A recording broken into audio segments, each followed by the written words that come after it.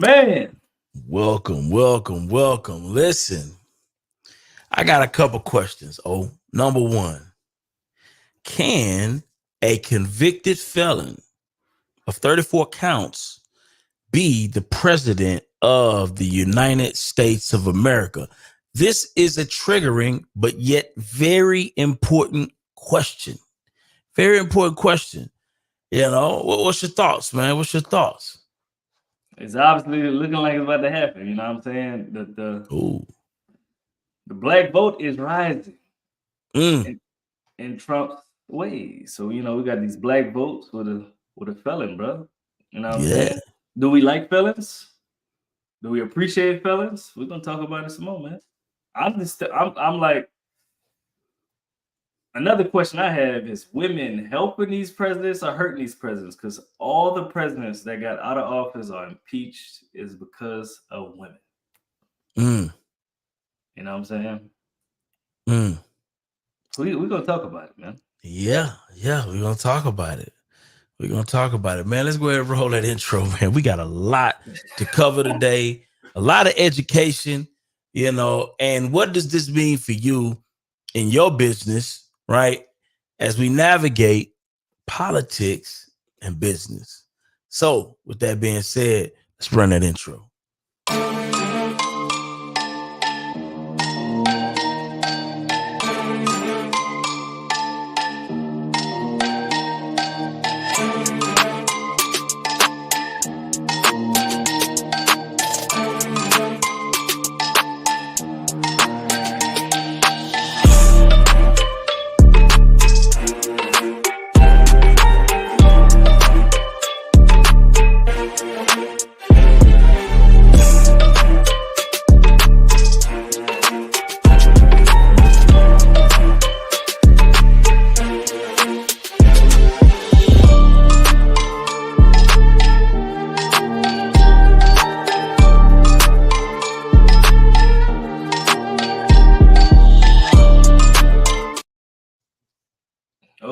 They caught me. Got you slipping. Oh man, let's get into it, man. So first off, you want to do the intro? Oh yeah, you're right. What's up, everybody? I'm Neil Parker, real estate investor, entrepreneur, Lafayette, Louisiana. I've been in real estate since 2016, full-time entrepreneurship since 2020. I do all things real estate, love rentals, love passive income. I'm a contractor in the Louisiana area. If you need help with any construction needs, make sure you holler at us. I'm also a mentor in the real estate space. If you want to learn how to get in this business while you still have a full-time job, you want to replace your full-time job, or you just need some extra income, I'm your guy, reach out to me as well. And that's me, man. I'm looking to help you. I'm looking to help the Black community, shrinking the wealth gap. That's me. Yes, indeed. Listen, my name is Byron, real estate investor out of Houston, Texas, primarily focused on the wholesale space, do a little bit of creative finance, fix and flip, new construction, new to the build to rent space. I also have a construction company where we help builders build, whether you in-state, out-of-state, don't matter. We can literally take your project from start to finish here in the Houston market and surrounding areas with first choice development. So you definitely want to tap in with me. Matter of fact, we got a paint job just started, yesterday, man. So we giving full service too, man. So it's a beautiful thing that we putting together. It's really unheard of at our price point and even in our industry. So you definitely want to tap in if you want to take advantage of that. But man, you had something. You got a question. Yeah. I know when this first came out, everybody knew Donald Trump is guilty of 34 counts of a few things. And I'm sure it wasn't just me. People was like, can he continue to run for president? Can he actually be a president now that he's a convicted felon? Yes, indeed. And the answer to that is yes, he can. Yes, he can. For me, it's crazy that, you can become a president as a felon, but you can't even vote. I know every state is a little different. In Louisiana, you can't even vote as a felon. You can't carry a weapon as a felon. There's a lot of things you can't not do as a felon, but how the hell can you be a president as a felon? Yeah. Well, that is wild, bro. Yeah, let's look at what the Constitution says. So yes, a felon can run for president. Okay. The U.S. Constitution sets the qualifications. You must be at least 35 years old. Okay. A natural born citizen and a resident for at least 14 years. Key qualifications according to the Constitution. Okay. Well, he So, meets all the requirements. You know, he got the age 35. He's a natural born American, and he been a citizen. I mean, he been a U.S. resident for at least 14 years. So that's just crazy, though, bro. yeah, Because been a resident. I'm just trying to imagine this guy actually wins, and they say, "Look, you got to go ahead and sit down for 2-3 years." How the hell? What's gonna happen? Well, here's the thing. You know, the reason why I believe the forefathers put this rule in place is because at the end of the day, we've heard in other countries of what they call political prisoners, right? And what these political prisoners typically are people who have, for whatever reason, pissed off the sitting president or the sitting people in power. And bro, that's all it takes for you to be going to jail. They can trump up some charges on you, whether they real or fake, and have you sitting in jail uh over the smallest thing just to get rid of you. Just to get rid of you. And so that's a real thing. That's a real thing. So the question is, are these charges even charges that should even been brought? Mm. Some people believe that some of these charges were a low blow for the Democrats to even bring Get these on top. charges up, and they are directly targeting the Democrats for bringing the charges. So the Democrats brought the charges up. They brought all this up to begin with. Like they started the research and all that. Well, that's speculation. Allegedly. Allegedly. I mean, they did bring it at the most opportune time. Think about it. They could have brought these charges a long time ago, bro. Bro, they brought these joints right before, right before this election situation is popping off. So there's something to be said about that, right? And I want to dive not only into what does this mean for us, as business people, as people who are looking to gain a certain level of success. What does this mean for us? Me personally, bro, I've watched a couple things. I've watched a couple things that make me a little uneasy. You know what I'm saying?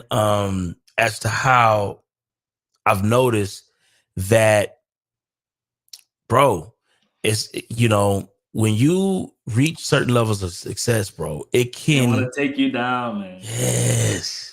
They want to take you down. Yeah, bro. And I'm not saying that it's not a right or wrong type of thing, right? I'm not saying if you do something that's wrong, you should be held accountable just like everybody else. Yeah. But it seems like, it's like when you have a certain level of success and you've pissed a few people off in They high come and get you. places. Yeah, man, they just gonna come and get you, bro. That's just life, though. That's life. That's life.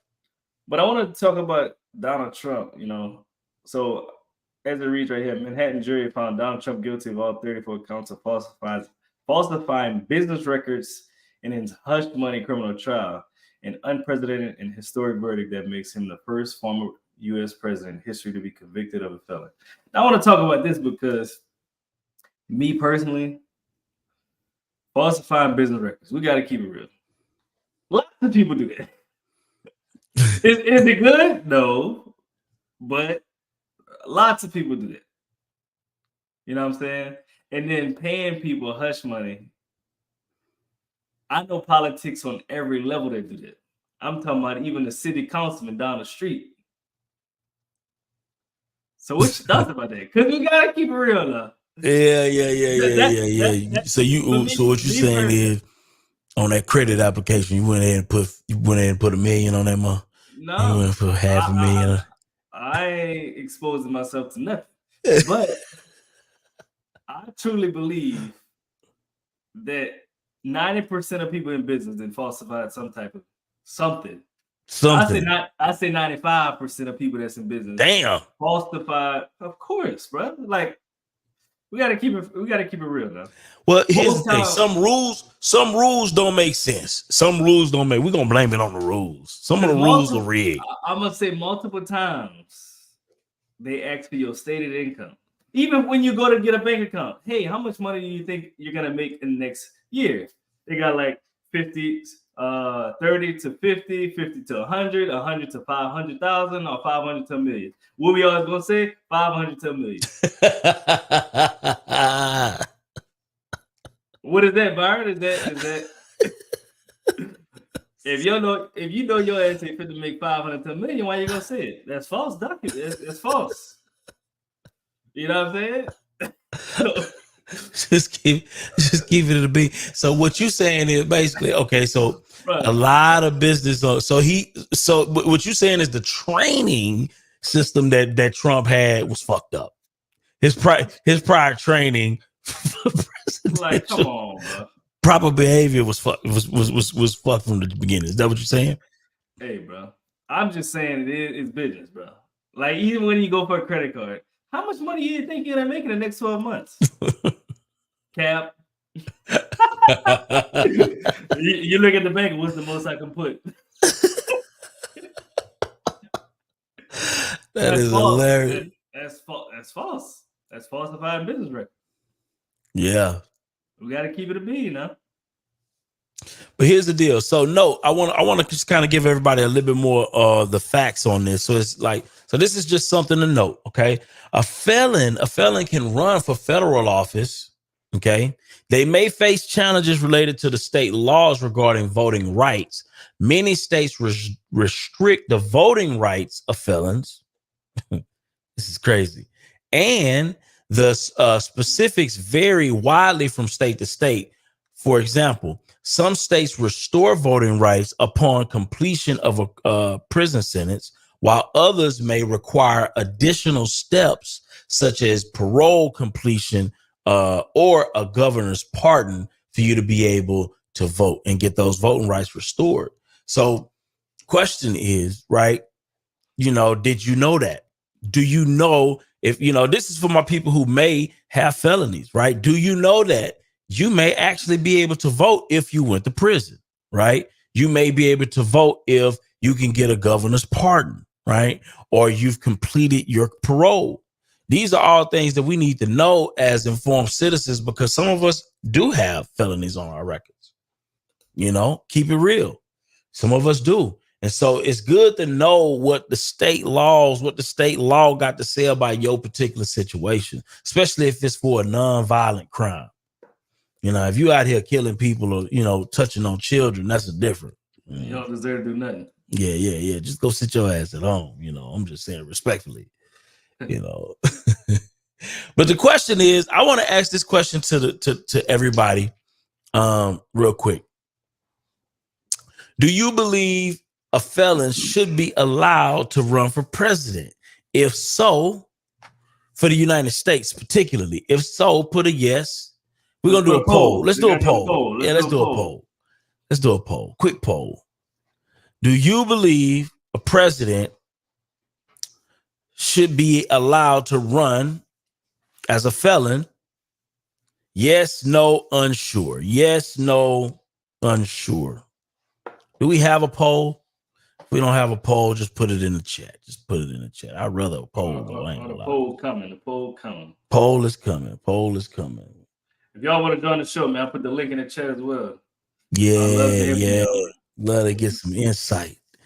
Because this is gonna be we got a lot of no's pulling up, man. It's gonna be an impactful. Hey, I'm looking at the current presidential race, man. Trump losing, bro. The poll's slipping, huh? Let me see what you look at. Let me see. It's all good though. We're gonna see what happens. We just here for the American people, man. We just here to talk about what we see. Yeah. I do know one thing though. Why do y'all believe, and I would love to get, I'm waiting because I want to pose this question to a lot of people. I really want to pose this question to Najee. But why do y'all believe that the black vote, right? Here's the thing. For the first time in America, in a long time, bro, the black vote is really going to be a determining factor potentially in whether or not Joe Biden loses or wins, or if Trump loses or wins. So you think the black vote? So you think the black vote is the deciding factor of this whole situation? It's 100% going to be a major deciding factor in who wins this election. Here's the thing: black folks have voted for Democrats at a 90 percentile, bro.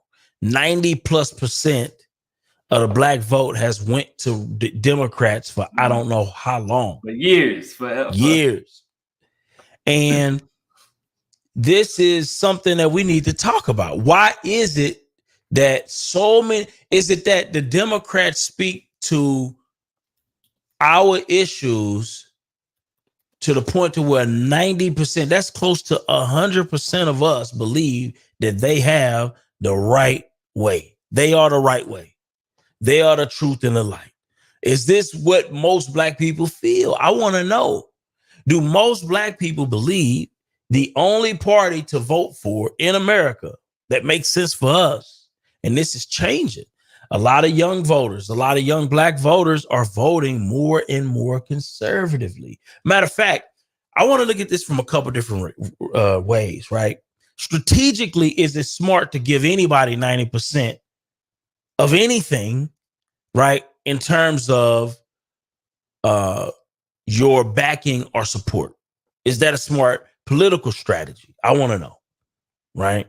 I want to know if giving anybody 90% of your political backing is a smart way to go. The next thing I want to know is from a strategical standpoint and I look at all of these things as negotiations. All of these things as negotiations. I want to know from the chat, is it smart strategically from a negotiation standpoint, meaning I'm going to vote for you if you give me this and I give you that, but before we even start the negotiation, you got 90% of my support. Is that strategically, is that a smart position to put yourself in from a negotiation standpoint? I want to know this. We got a Najee in the building. What's up? And what's up? I got a question for Najee. You know what I'm saying? And for all of the folk, shout out to Najee in the building. You mind giving a quick intro to who you are before we even kick this thing off, man? Hey, what's going on, y'all? Y'all hear me good? Yes, sir. Hey, I'm Najee Barnes, long-term buy and hold real estate investor in Houston. The hater of Trump, you can call me that for the day. I go ahead and put my position out there up front. So up front. You want it to be known. Yeah. Oh, I'm good with letting it be known. There ain't no I ain't straddling no fence over here. We're gonna be straight up with it. Straight up with it. Well, look, to back up what Byron said, man, black voters. So this was from CBS News. Black voter support for Trump went up from 4% to 23%. Wow.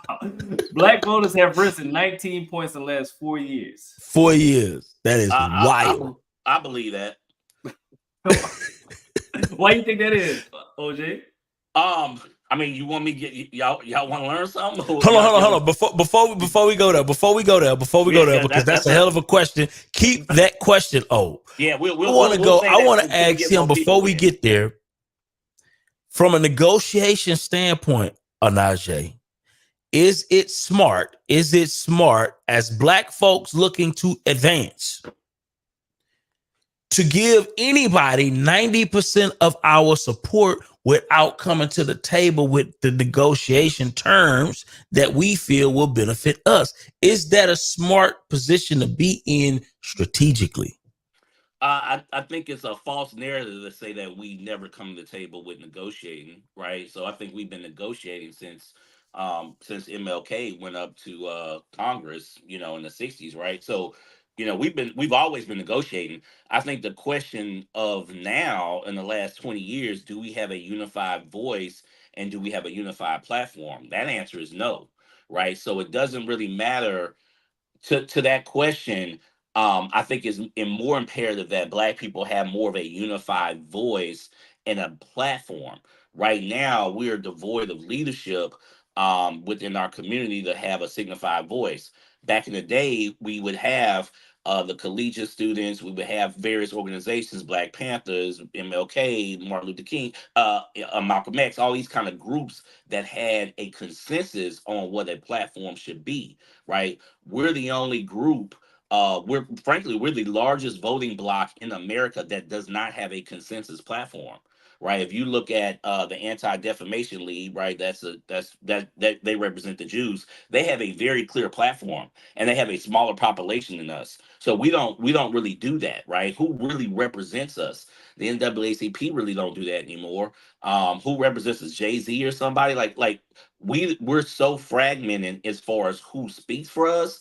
That's our number one problem, not necessarily saying, oh, well, we don't negotiate with Republicans or whatever. So all they do is get to appeal to our votes based on what they think our platform is, or what a few congressmen who may or may not represent us, frankly, or may be too long in the tooth to represent current issues of Black in America. That's all they have to appeal to. So, I think the conversation has to start there. What are we looking for? Right. So I'll push that back to you. Right. I don't know if anybody in the chat, like, can people in the chat, we could talk here for 3 hours, and I don't think we would come up with a top three things that as African Americans that we all would, as a consensus, will agree on. Mm. Here's the thing, right? African Americans that we Here's the thing. Black folk been giving agree on. the Democrats 90+% of our vote for so long. Me personally, right? Now, this is not to pick a side or anything. I believe if I can depend on 90% of your support, why do I, as a candidate, need to do anything for you? If I know I'm gonna get your That's a vote. real question. Why, if I know that I can lean and depend on Anaje, 90% support, whether I say the right thing or I don't say the right things. A lot of times they do have to make sure they say the right thing. They got to go to the right church, right? You got to go to the right churches and do the campaign. You got to do the work, right? You got to do the work. But maybe if I can make sure that I have a good productive conversation with Cardi B, maybe if I have a great conversation with Cardi B, father when she was growing up. Let's see. She called me Joey B. So Yeah. This is a wow. 7-year-old presidential hopeful for maybe we can have a great conversation with Cardi B about politics. To me, that right there is a perfect example of playing in Black folk face, knowing that 90% of y'all are gonna vote regardless. So I might as well just go to Cardi B as a representative for what Black folk want. Can you help me understand how, from a negotiation standpoint, this is helpful? Yeah, no. First of all, that this right here is a prime example of what I was just talking about, right? You know, can you hear me? Cardi B doesn't represent me at all, right? I mean, she needs to sit her butt down. She don't need to be on nobody's political platform, right? So, this is a prime example of what I'm saying, though. But we're also devoid of leadership. So who else is he supposed to go to? You know what I'm saying? Now, to answer your question specifically, we know for certain that the other side, not only are they not trying to appeal to us, right? Not only are they not trying to appeal to us, they get there by putting their foot on our neck, right? The whole nature of their power, the whole nature of the MAGA base is you got a bunch of poor white people that the only way that they can feel good in life is by subjugating Black people. The only way that they can feel like they've came up in life is to say that you're better than these N words, right? That's the only way the other side wins. right? Like that's how they get their votes. Their votes is saying we're trying to go to the largest voting bloc in America, which is white men, and we're going to create a devil for them. And the devil looks like me and you. So I don't understand the idea, right, of saying, hey, the guys that subjugate us the most, because let's just talk about the policy, right? Like I understand what you're saying, right? But Democrats aren't putting out policies that directly subjugates black folks. Democrats aren't putting out policies that says, you know what, hey man, that whole slavery thing, yeah, that was just some free workers and they really enjoyed that. You know what I'm saying? Like that's now in the history books, right? Like, hey, y'all got some benefits out of slavery. Like Democrats ain't coming up with stuff like that, right? So the question is Are to say, hey, Republicans put like this? Let's look at some of the things under Democrats Trump. aren't doing. Hold on, Democrats aren't trying to take your votes away. Like they're trying to enhance your votes, right? That's the nature of Democrats, right? They're trying to grow the voting pie. Republicans are Are they trying to trying to shrink just bring in migrants to replace black folks because black folks is moving more towards well, again, I diversifying think our that's options? well. See, I think that's a trope right there that you just used that Republicans use to. No, I'm being straight up, right? Because Yeah. I have a whole series, and I will invite you guys on it. I got a whole series about to queue up on talking about how immigration is good for our country, right? And that's a I love it. false. No. That's a huge false narrative that black people. So here's the whole deal. Poor white people, this is how you control a population, right? This goes back to Fred Hampton. If anybody understands their history, right? Fred Hampton brought poor white folks and black folks together, right? That's a devil for Republicans. Here's the move. They don't like poor people. Yeah, Republicans want to pit black people versus poor white folks, and let y'all know that there's a difference and y'all each other's enemy, even though both of y'all ass is poor. Okay. And then for black folks, they want to pit us against immigrants, particularly Mexican migrants or whatever, to say, hey, they really stealing your jobs. Right. None of this is actually accurate. Right. Economies go up with immigration. That's a fact because it's a population growth deal. Right. But no one wants to talk about this. We just want to fight each other because we don't want to, because the whole design is if I steal your money, but blame somebody else, you looking the other way. If I got you over here looking over here while I steal your money, then you're distracted, right? So for me, I like to just look at actual facts of whatever. My position on immigration has nothing to do with how I feel about those people. It has to do with the economy of this country, right? So I'm pro-immigration because the economy does better, right? I'm pro-immigration because 40% of all doctors are foreign-born, and we need doctors to survive, right? Like that's actual fact. I'm pro-immigration because 30% of engineers are foreign-born, and we should need engineers in this country, right? These are the reasons why I'm pro-immigration. I'm pro-immigration because, frankly, my people ain't working in no cotton field no more. Keeping it real, right?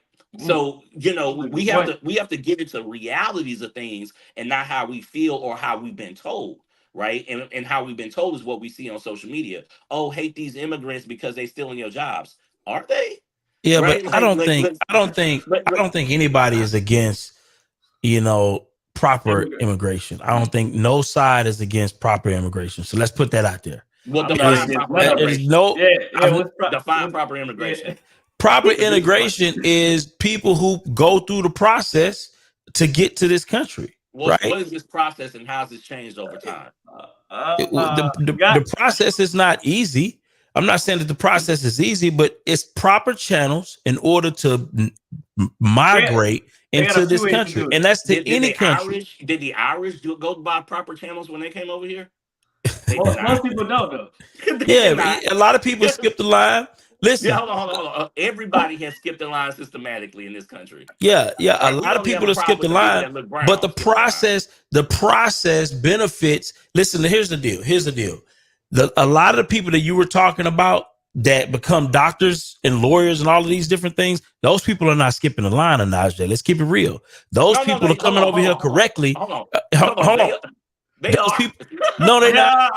No, they're not. No, they're not. That's not true. They are. No, they're not. No, they're not. Listen, the people who are coming here, you mean the people who are coming from overseas? Bruh, a lot of them people that are coming here from overseas are not violating the law to get here, bro. They're doing it the right way. Most of them are not.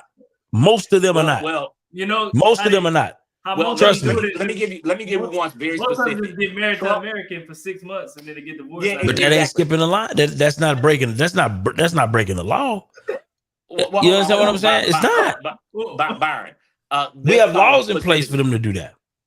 Trump wanted to stop immigration from Nigeria. Okay, he specifically called Nigeria a dirty scumbag country. That's what When did he say that? Oh no, he like bro, like this. He wanted to stop immigration from Nigeria. No, he said this. Did. He actually did. Like you got a receipt? Oh come on, man. Like yeah, I ain't saying that they ain't got no receipts. Oh hold on. Yeah. Let's see we go find it. yeah. Trump immigration on that, like that was a big one. That was such a big one because Nigerians represent a large portion of doctors and nurses in this country, right? See, this is the problem, right? We take rhetoric and then we create policy based on rhetoric and not facts, and that's a problem. Right, like at the end of the day, and y'all, and you put me on mute. Y'all go back. So let me go ahead and find these receipts right quick. But that right there was a big one. Like that's a very big. I see a little bit of stuff. Yeah, no, that's a whole. That was a whole thing, man. Like that was a whole thing. Because again, the problem is he uses race to garner up his support, and for me, that's the comedy of black people trying to support Trump. The guy is openly racist, like from whether he was discriminating against his own tenants back in the day in New York to the Central Park Five, which he still hasn't apologized for, right? Like those dudes have suffered more for being innocent than he ever has or ever, right? And I just find the whole thing insane for black people to support someone who's overtly not down with them. Like that for me is insanity. Why do you believe? Let's go back to O's question. Why do you believe that so many black people are moving more towards Trump, especially young people? No, it's black and Latinos. Well, I think it's two separate things, right? I'll talk about black people first. I think the Latino thing is a separate thing. I do have an analysis on both. And we got to get Don's perspective too. Yeah, we can get Don in here, but with black people, it's here's what I will give a massive amount of praise to the Republican Party for. Massive amount. Democrats suck at what I'm about to say. They are fantastic at marketing and advertising. Fantastic. Okay. Fantastic. Now, when you talk about high level marketing, right? One of the great ways of high level marketing is creating like kind conversations, meaning, Byron, if me and you have something in common and I hammer that and I talk about the things that we have in common 1,000%, sooner or later, you will believe this is a psychology thing, right? Sooner or later, you believe like, hey, we have a lot in common, even though we're only focused on one thing, right? Even though I'm only focused on one item that we have in common, sooner or later, you'll start to think that we have other things in common. And so I can bring up another position to talk to you about. And all of a sudden you start to hear that position because we have this one position in common that we hammered home, boom, boom, boom, boom, boom. And then all of a sudden we can start to talk about other things that we didn't have in common at first, but maybe we start to do now if you listen to me enough. And now you're listening to me a lot because we talked about this one thing. So the question is, what is that one thing I'm talking about? It was the vaccine. Okay. They found, and this is a fact, black people are quite conservative about a lot of things. We're quite conservative. We're definitely conservative about going to see the doctor. Black men don't see the doctor less than anybody, right? Like we're the worst at going to the doctor. We're the worst at trusting doctors. We have a really bad history with medicine in this country. When you talk about Tuskegee and all that kind of stuff, right? We have a very bad history. I believe systematically they use that as a bringer together, right? They brought us together with, you had, and we saw it on Clubhouse, right? We saw people, and I believe people on Clubhouse were political operatives. I stand on that. I stand on that 100%.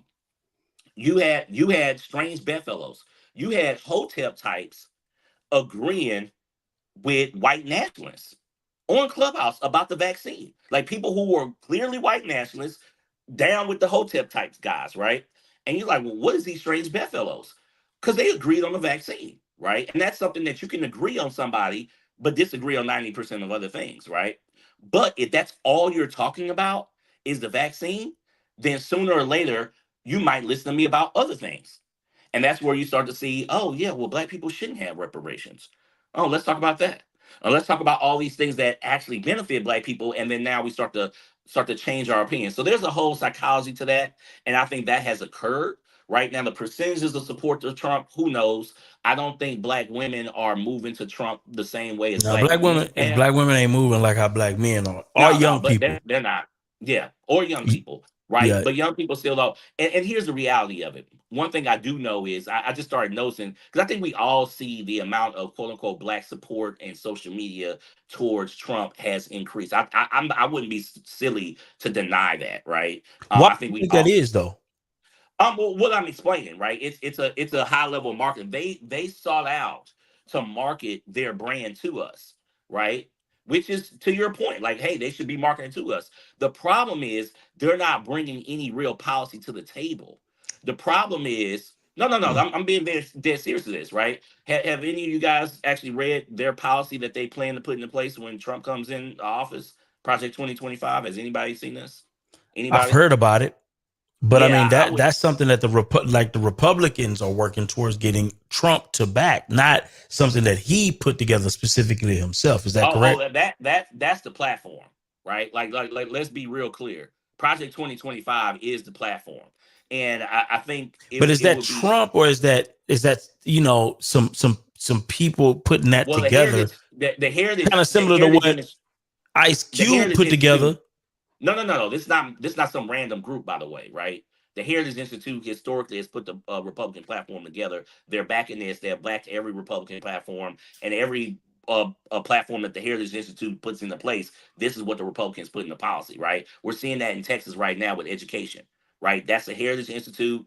Right now, they're trying to demolish public education because they don't believe public education is a fundamental right. Now, there's nowhere in the Constitution that says the public education is a fundamental right. They clearly don't believe it, right? And they're trying to get rid of it. And that's something clearly that's in Project 2025 that's being adopted by Abbott and will clearly get adopted at the national level, right? Like at the end of the day, like this is what's being put into place. And so it's again, I love my people, but we can't go blindly support somebody without even looking at what the policy is, right? So like go look at what the policy is and not the, oh, I like this guy because he talks shit. Like that can't be the answer.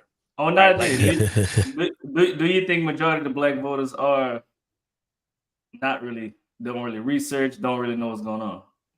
I mean, absolutely not, y'all. We know this, right? Like we know. And but let's keep it real, right? Most voters, like I'm not gonna signify to say, oh, black voters aren't doing their homework. White voters don't do their homework. Right. They just pick a side, stay aside. That's it.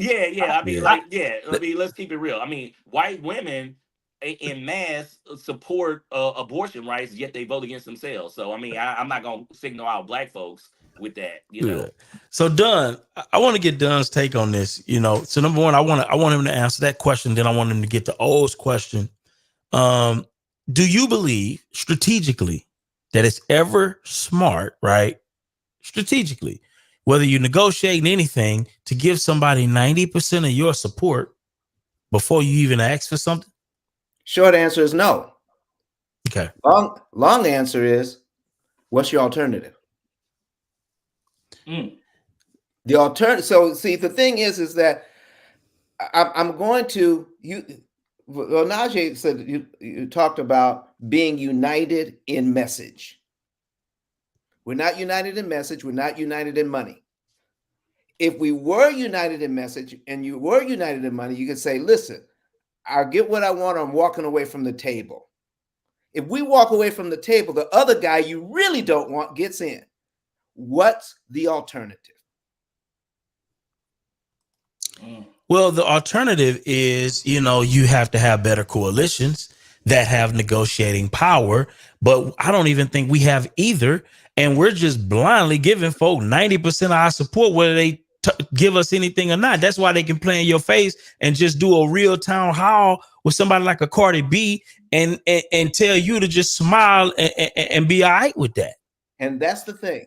So we could have more power. See, when you can't walk away from the table, then you have to be able to negotiate in mass. You have to say, as a block, we're going to do this. But okay. what do you think about the fact that that Ice Cube took a proposal that, that some may agree was very beneficial to, black folk. He took it to Biden. Biden was like, look, I ain't got time for that. Right. And the reason why I believe that Biden said that he ain't got time for that is because that had real substantive things that could help black progression or minority progression in this country. I dispute that. Why don't we do this? But he took it to Trump, and Trump sat down with him, and they actually battled. Hammered out. Don't you think that's pandering? Like, let's stop right there. Hold on. He sat down with him to get the. But with Cardi B, he meet with Cardi B, and they talk about nothing. Hold on. At least Ice Cube was talking about something. You wouldn't agree? Biden has real black people in his cabinet that have real backgrounds, right? That actually have advanced degrees in policy that does the things that they do. Trump had the lowest minority people in any of his cabinet position in history, right? So Biden actually has people in his cabinet. So you rather go with Cardi B? Support. No. That's meeting with somebody, right? Oh, like okay. they Hold on. That's meeting with somebody. But to say that, how come he didn't pander to this guy that has no, and I love Ice Cube. I ain't got no problem with him. But bro, stay in your lane. Just like Cardi B needs to stay in her lane, right? You don't get to speak for us because you're a rapper. Like, this is not how we should be operating as a black coalition, right? We need to let rappers do rapper stuff, right? And let actual people that understand policy do that. People who have actually studied, right? It's the same nonsense of saying, hey, I'd rather listen to Joe Schmo on YouTube tell me how a disease works versus a doctor. Now, if we want to live in that world, then we can just be that ignorant, right? But for me, I'm going to listen. Now, this doctor may or may not be right, but at least that dude actually has the background to back up what he's saying, right? So, like Biden, you can knock him for some things, but he actually has black people with actual resumes in his cabinet in real jobs. So why should he listen to some guy that's rolling up who has no background in this with policy when he's already brought in people in his cabinet with policy? Question. Yeah, like that's nonsense, guys. Question. I'm sorry. But if Ice Cube had 2 million signatures on a document saying this is what we want, would he have gotten more traction? That's a good question. Now I would say this: how is he getting those 2 million signatures? But my point is, he rolled up with nothing.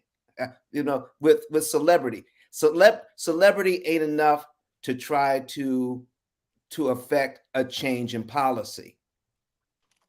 So Cardi B had a different purpose, rubber stamping a current policy. Different. Rubber stamping, trying to change. Don, tell me this. Why do you believe that a lot of black folks, younger black folks, particularly a lot of black men, are defecting to the Republican Party and backing Trump? I don't have an answer for that. What's your thoughts about it?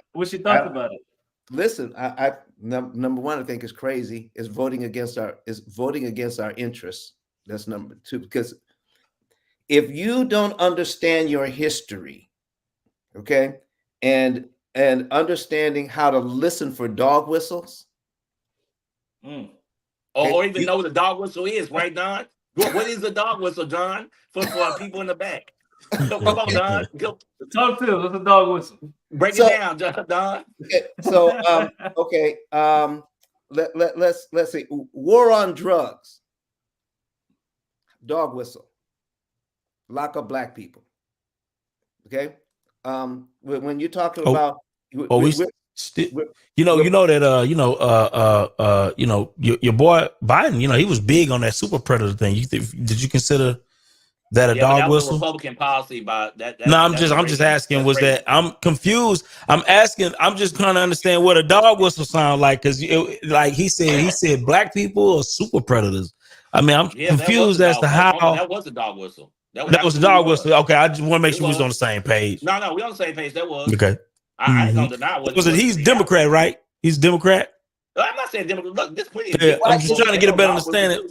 listen, what these I dog think voices is all I'm not about. here to say Democrats are perfect. Let me be we real need clear, a right? letter writing campaign. I'm with Don though. What's the alternative? We need a letter writing campaign right now from No Stingy Energy. Jasmine Crockett should be on your show. I'm just saying, and I'm serious. Y'all need to be reaching out to her right now. Okay, because she is, I believe she's a galvanizing force on the rise. And that's what we don't have. We don't have anybody that brings us together, a rallying point. Not at Okay, all. we're too fractured. We're all over the place.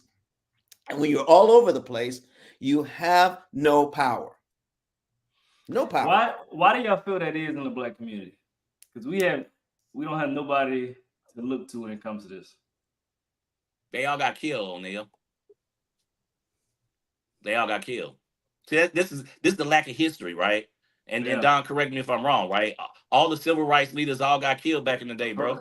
Yeah, they got Quintel Pro, or got put in the jail, or hey, let's put all Black men in jail, right? Like, let's come up with the war on drugs. The war on drugs was systematic, right? To put Black men in jail to break up the family. Like, this stuff happened. It's a hazardous occupation. This is why we ain't got leaders no more. They got rid of that shit fast. I want to ask Al. I feel like Al is gonna be fair on this. You know.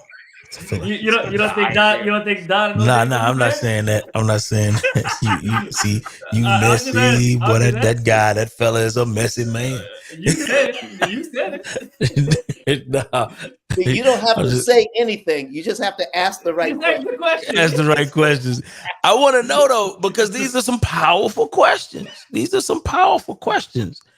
Because I really struggle with understanding how do you affect change if the person that can make the change don't have to do anything specific before you give them everything that you got.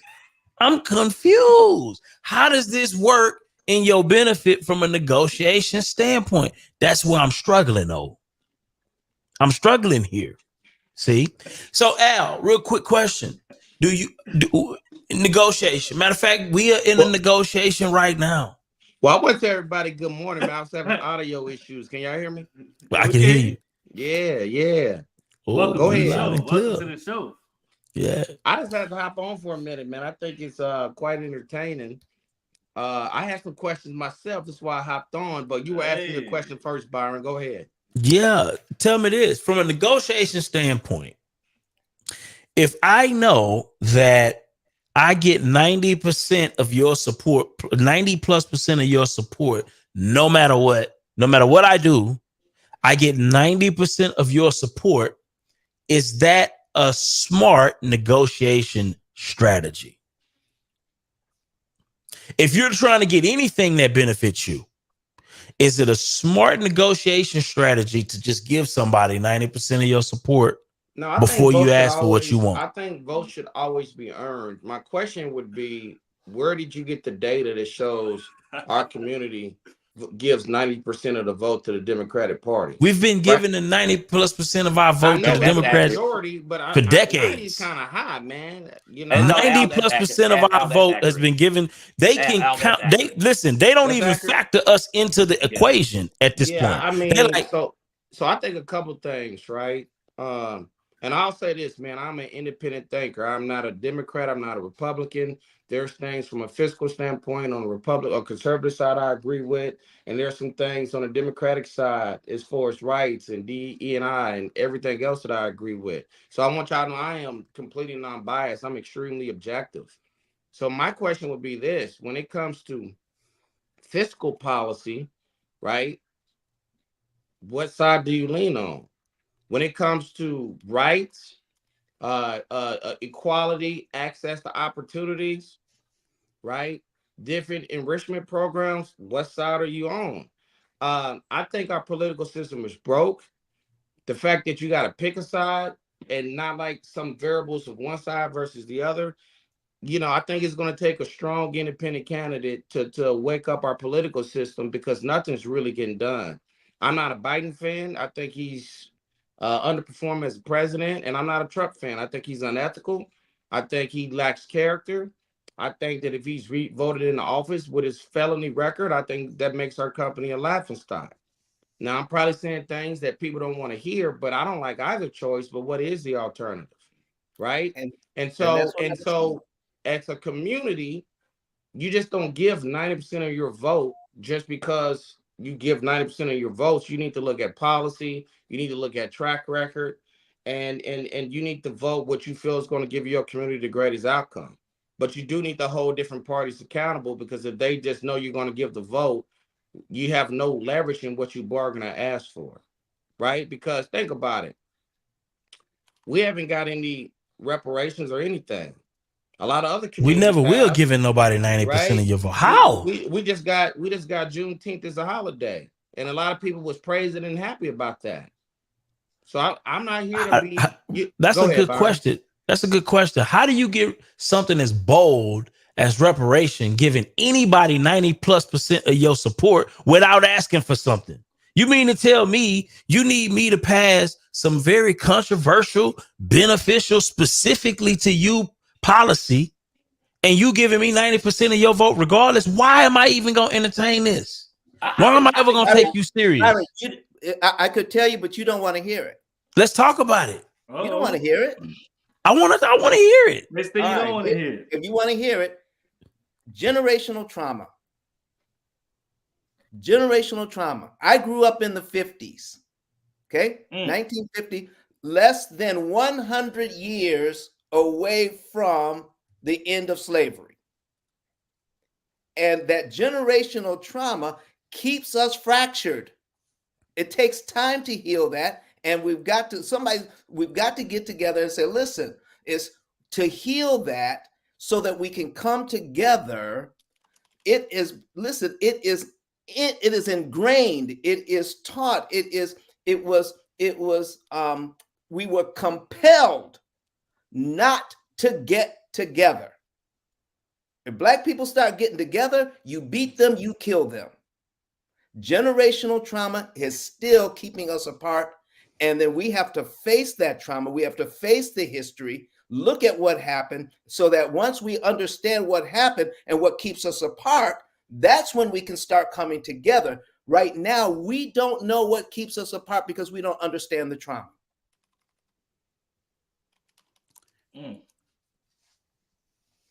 It's a good point. Yeah, but at the end of the day, we still have consequences to our lack thereof. Whatever it is, for whatever reason, there's still consequences as a result of us not having a collective strategy as to how to get more out of the deal. My thing is, how do we negotiate better terms giving somebody 90+% of our vote? I don't get it. Well, see, Byron, here's the deal, which I understand your premise, right? Like, your premise is sound, right? But here's the problem. What are we actually saying? What are we agreeing on, right? Because that's kind of what I'm saying, right? So we don't have a national policy. I feel like right? a side chick right now, Najee. I feel like the side chick that's getting taken advantage of and taken for granted and never gonna get the ring, never gonna get that's how I feel like when Black folks give somebody 90%. That's kind of what I'm saying, though. The ring looks like this. The ring looks like this. The ring, right? The ring is. I can tell you what the ring is. The ring looks like maybe some reparations to some degree.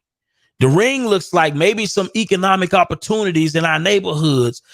That's what the ring look like. The ring looks like not 90+% of us maybe voting for one particular candidate, and we splitting it up and saying, no, you got to fight for what you got to fight for. The last part is not a ring, right? But the first two are, right? So saying, hey, if you want reparations, that's a definition of a ring, right? If you want economic empowerment, that's a definition of a ring. If you want equal rights, that's a definition of a ring, right? These are things. But if we can't agree to what the ring looks like, here's the rub. When we can't agree to what the ring looks like, then when the ring comes, nobody ever notices. See, for some people, come on now, for some people, a ring was getting a Black president. For some people, not all. I'm just saying, for some people. And so you'll have white folks say, look, we gave you the damn ring now. And then Black people say, we're not happy with that ring. right? And then some people would say, hey, well, how about let's reduce the black unemployment rate? But not all black people care about that, but some people do. Well, they did that. The black unemployment is the lowest in history under Biden, but we don't recognize that because we didn't get reparations, right? Because that's somebody else's ring. So without having a national platform, right, to defining what those rings look like, it's hard to recognize it when it occurs, right? Biden also put $1 billion out there, right? A lot of that's going to black communities, into minority programs. We don't recognize that because we don't see that because that wasn't a ring for all black people, right? So there's a lot of rings out there, and some of these rings are happening, right? But we don't recognize it because it may not be Byron's ring or O'Neill's ring, but or Onaje's ring, because we actually, it's only 7 of us up here right now. And like I said, we wouldn't even rank the top 7 things together. We couldn't even agree on what those 7 things are. Like if we say, hey, what are the top 5 things? I guarantee you we would have a number 1 would be different among everybody here. And that's a problem, right? Because when things do occur, right, and they have occurred, we can't recognize it. You invalidate Biden's economic policy or the unemployment rate of black people in America because that may not mean nothing to you, right? That you don't give credit for that, but that's actually a fact, right? We don't give credit for that, right? We don't give credit for, like a lot of white people say, well, you got a black president. Oh, well, he wasn't my president. I don't like that dude. Okay. Well, we got a black female vice president. Oh, well, she's not black enough for me. I don't really get down with that. Right, like I mean, it's just this is what people say, right? Like, yeah, people say this, and I'm just talking about the idea of it, right? If we can't agree on what that unity is, then it's tough. Then it's real tough. Yeah. Hey, Anaji, let me ask you a question, and I hope the women don't come after me. Please, I'm just asking a question. How would you evaluate Kamala Harris' performance as as the VP? Man, that's a fantastic question. You see, I threw it off on him. How would you evaluate? Well, he coming for it. He coming for it. I ain't coming for it. I'm just asking, how would you evaluate? No. I had this. Hold on. How would you evaluate it, and what resources would you look at to say, hey, this is what she's actually done?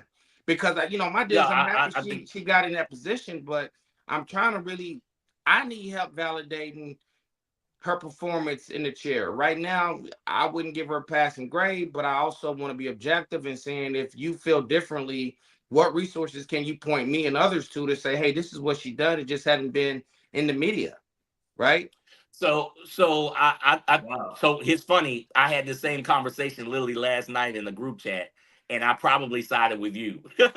Okay. So I'm just saying. They say she been over there asleep. So with Joe. I don't think she's been as visible as she need to be. I do think she serves a good role in the purpose. Specifically, if you want to name one thing in particular that I think she's driving that will have a positive impact on black people, but again, we don't agree on shit, right?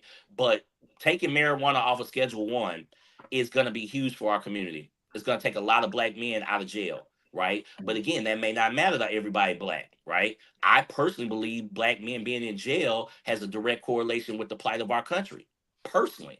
Right? That's something I personally believe. If less black men was in jail, then I think black community, black families would be better off. And she's leading on that, right? That's a fact. That's an actual fact. By the time marijuana will be off of Schedule 1 by the time in the next couple months before this term is out.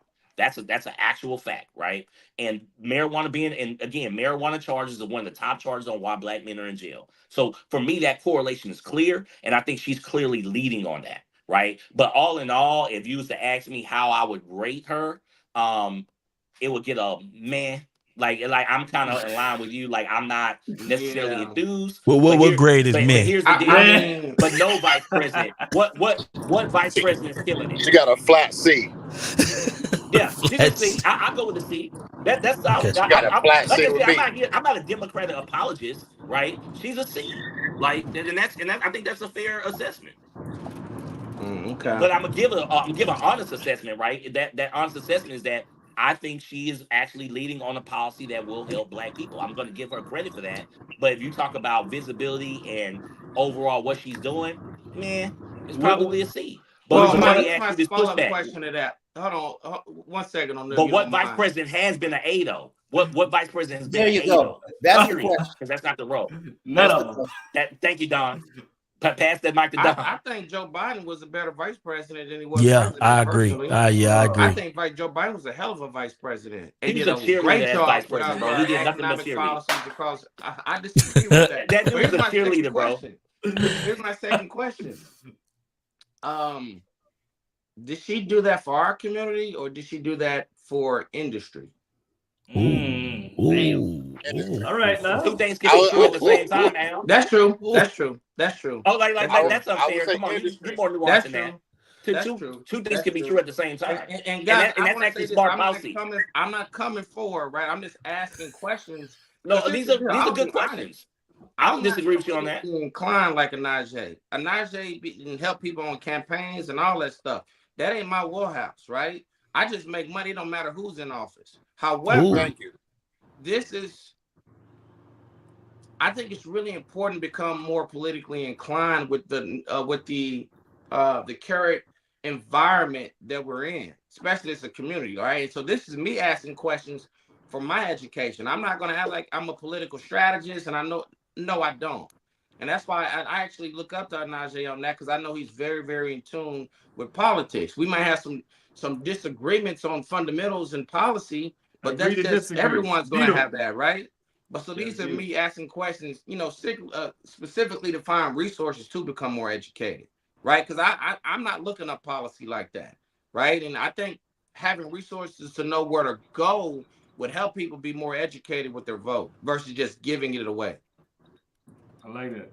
So, Najee, would you like to see Kamala Harris again as vice president? Ooh. No. No.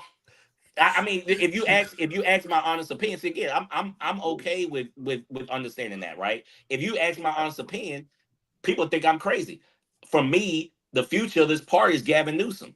That's who the future of the Democratic Party should be, right?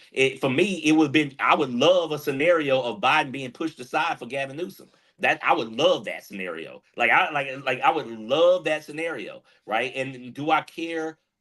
You mean, hold on, wait a minute. You mean Gavin Newsom? You talking about the guy from California? You mean the largest economy in this country? The top 5? You mean one of the most failing states in the? Look, people from crap hole states don't get to call the biggest economy, the top 5 economy in the world, a failing economy. Like, this is nonsense, bro. Like, just that narrative that count. Just because a bunch of failing Republicans from podunk states, and I'm gonna call it podunk states, okay, with podunk cities, just because they get Marjorie Taylor Greene get to call California just because she's from her rural town that don't have no people. Like, he's a real governor. Right, in a real state. Do they state has problems? Yeah. Do they pray? But guess what? That's what happens when you're a top 5 economy, right? When you're the number 1 economy in this country, right? This country doesn't grow nowhere without California or New York, for that matter, right? And or Texas is on their heels. Texas is on their heels. Yeah, but it ain't nowhere near close though. Just so we're clear. Here's the thing about Gavin Newsom though. Here's the issue with Gavin Newsom. Number one, a lot of people would argue that California is ran like almost third world level degree at this point in terms of their homelessness is out of control. People are leaving that city. The only thing that's keeping that state alive is how beautiful it is, and a lot of people believe that it is horribly run. You can't get anything done that is substantive in that country, in that state, in terms of building new things. Property values are extremely high. The wages are extremely high. There's massive disparities in terms of wealth gaps in California. Right? You either dirt poor and homeless, or you're making a shit ton of money because the minimum wage is continuously increasing and putting small businesses out of business.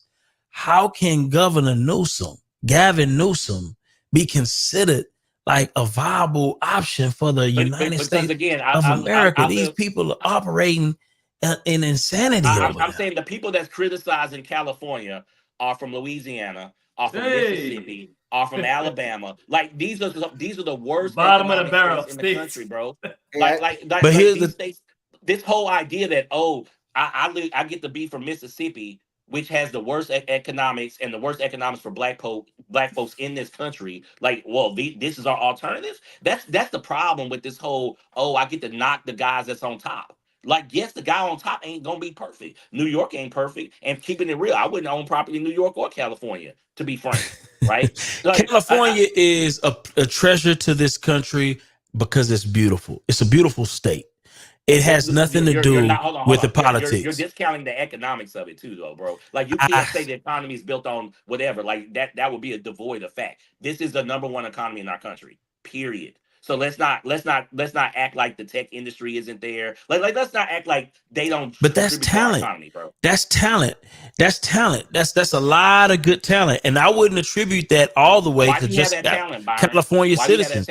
That is a lot of immigrants. That's a lot of immigrant talent that's there. It's not just most of those talent. But here's the thing: a lot of those tech industries are run by Asians. Let's keep it real. No, hold on. Asians are propping up the bulk of what's going on in a lot of those tech hubs, right? Whether it be Indian Asians or let's call them. Hold on, they're American. First of all, they're American citizens. Let's be clear, right? Okay, so for me, the environment, because I have this conversation with silly ass Republicans all the time, right? And I call them silly because these places, they come from South Carolina, they come from Iowa, they come from like Louisiana. There's 50, the bottom 15 states. None of them are blue, bro. No, keeping it real. None of the bottom, the worst economic states are all red. Let's 100%.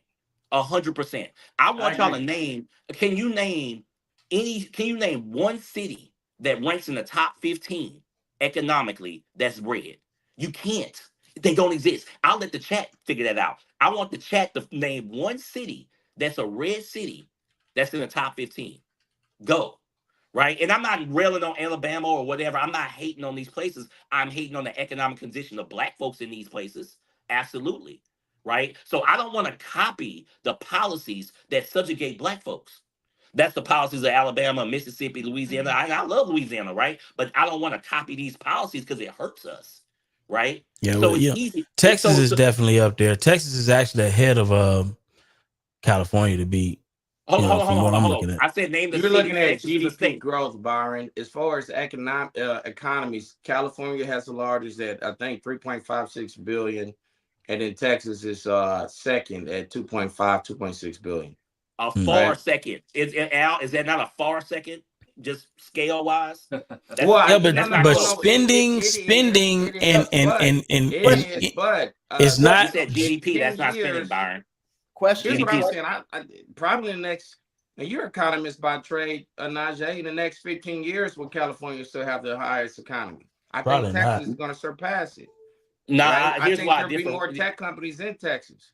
Right. Well, the tech companies are already leaving. Here's the problem with that, Al, and I agree with you. The trend looks accurate, right? But the problem is, and here's the ultimate issue with California versus Texas, you have to foster an environment where smart people want to be at. That's right. True. And the problem with Texas, especially with our educational platform, you telling me smart people want to be a part of this educational system that Abbott's putting in place? They don't. That's where I was going. That's where I was going. That's hurting us. I would agree that the educational policy is definitely hurting the state, and time will tell. You're going to run talent out of the state, right? We can give them tax incentives and things of that nature, but if talent don't want to live here, that's going to be an issue. And I kind of agree with you on that. My daughter personally is not going to college in Texas because of those policies. She got into A&M. She could have went to UT. My son ain't going. I just don't like the. I don't like the education. My son don't want to go I don't UT. Like the lack of resources that's being taken from black and brown people. Yeah. And so think about the states that actually offer that diversity and inclusion. If you take a look at Texas versus California or any other state that's more inclusive, what's your general view or take on immigrants in California, and then versus your view or feeling about immigrants in Texas who get bussed out? You asking me that, Don? No, I'm just saying in particular, I'm talking about the view of Greg Abbott versus the governor of California in their view of immigration. And that's a great point because but see, you have to value, like Byron said, hey, the Asians are driving the tech jobs.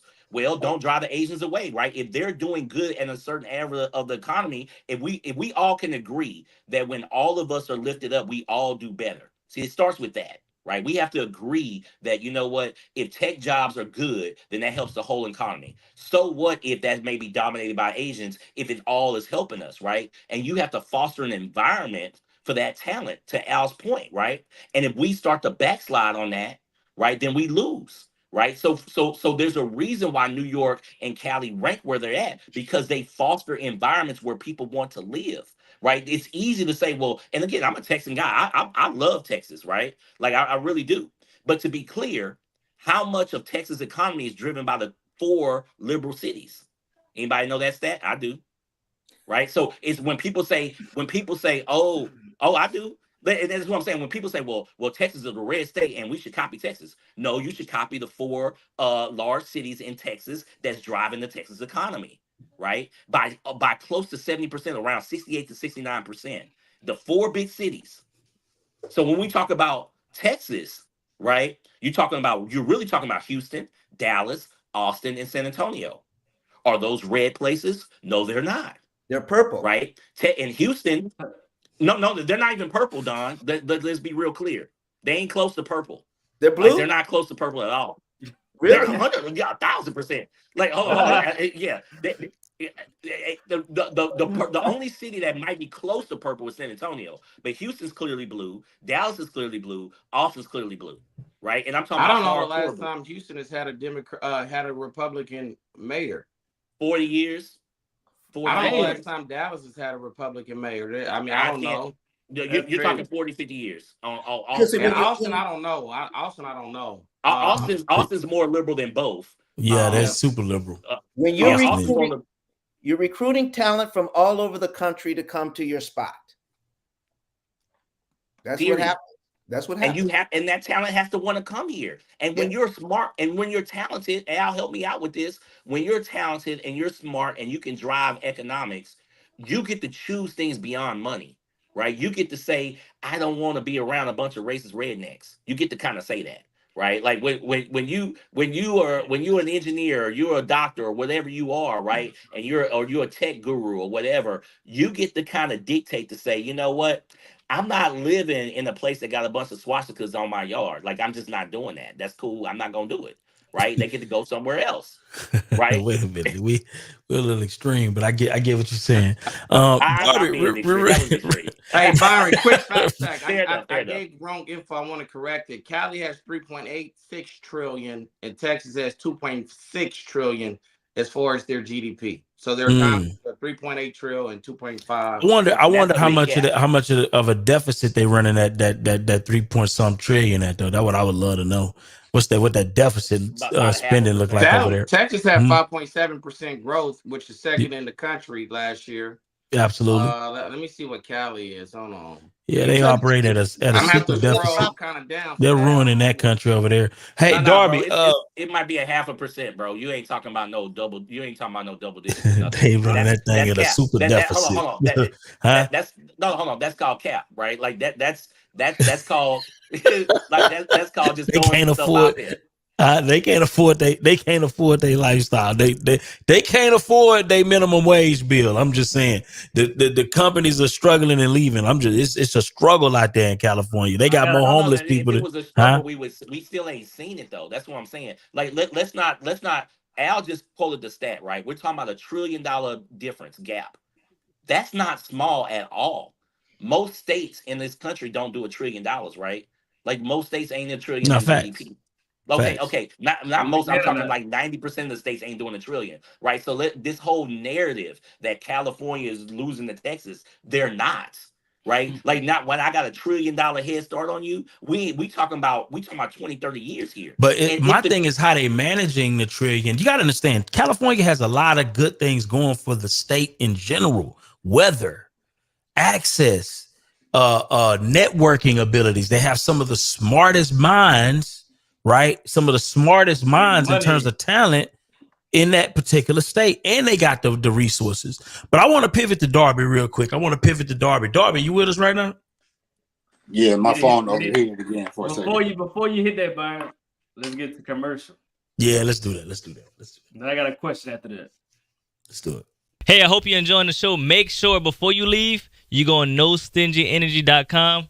Grab yourself some gear, man. No Stingy Energy gear is quality material, good material. It's not the hard cotton material. It's a quality material. And make sure you get your jogging sets. You can get your hoodie, a t-shirt. Just grab you something, man. nostingyenergy.com. Let's get back to the episode.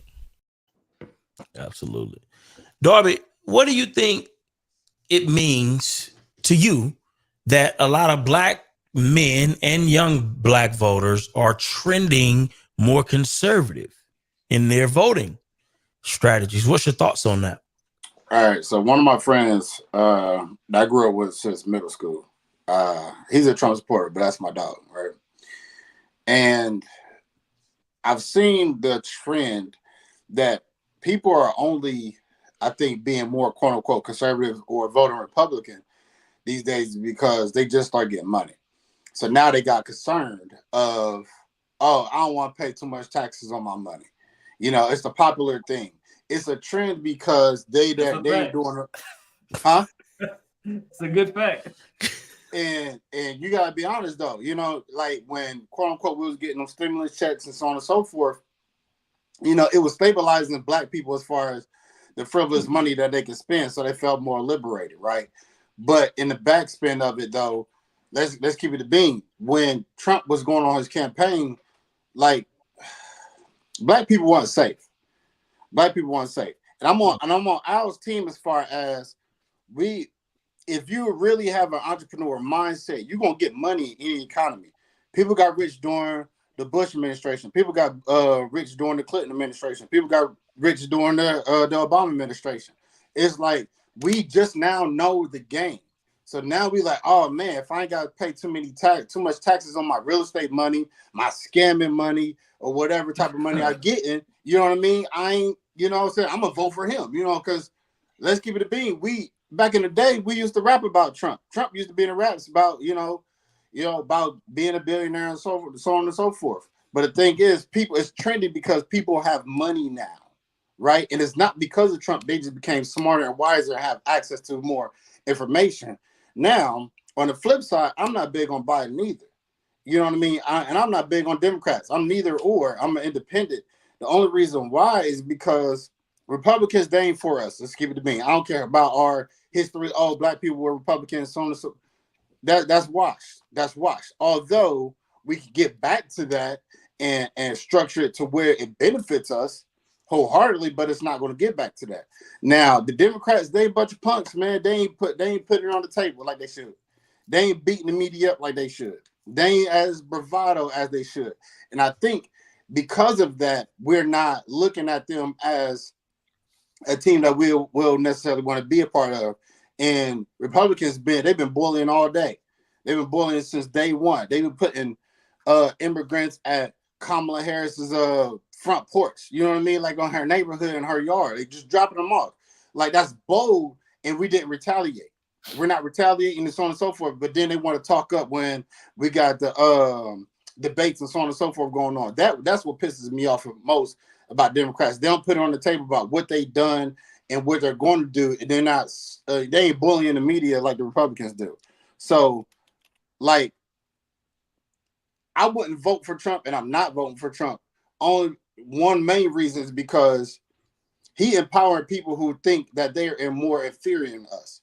You know, you got people that, you know, and no not to people who are living these type of ways, but like that are living below poverty line, but living below, I guess, our state of financial being, that they think they're better than black people.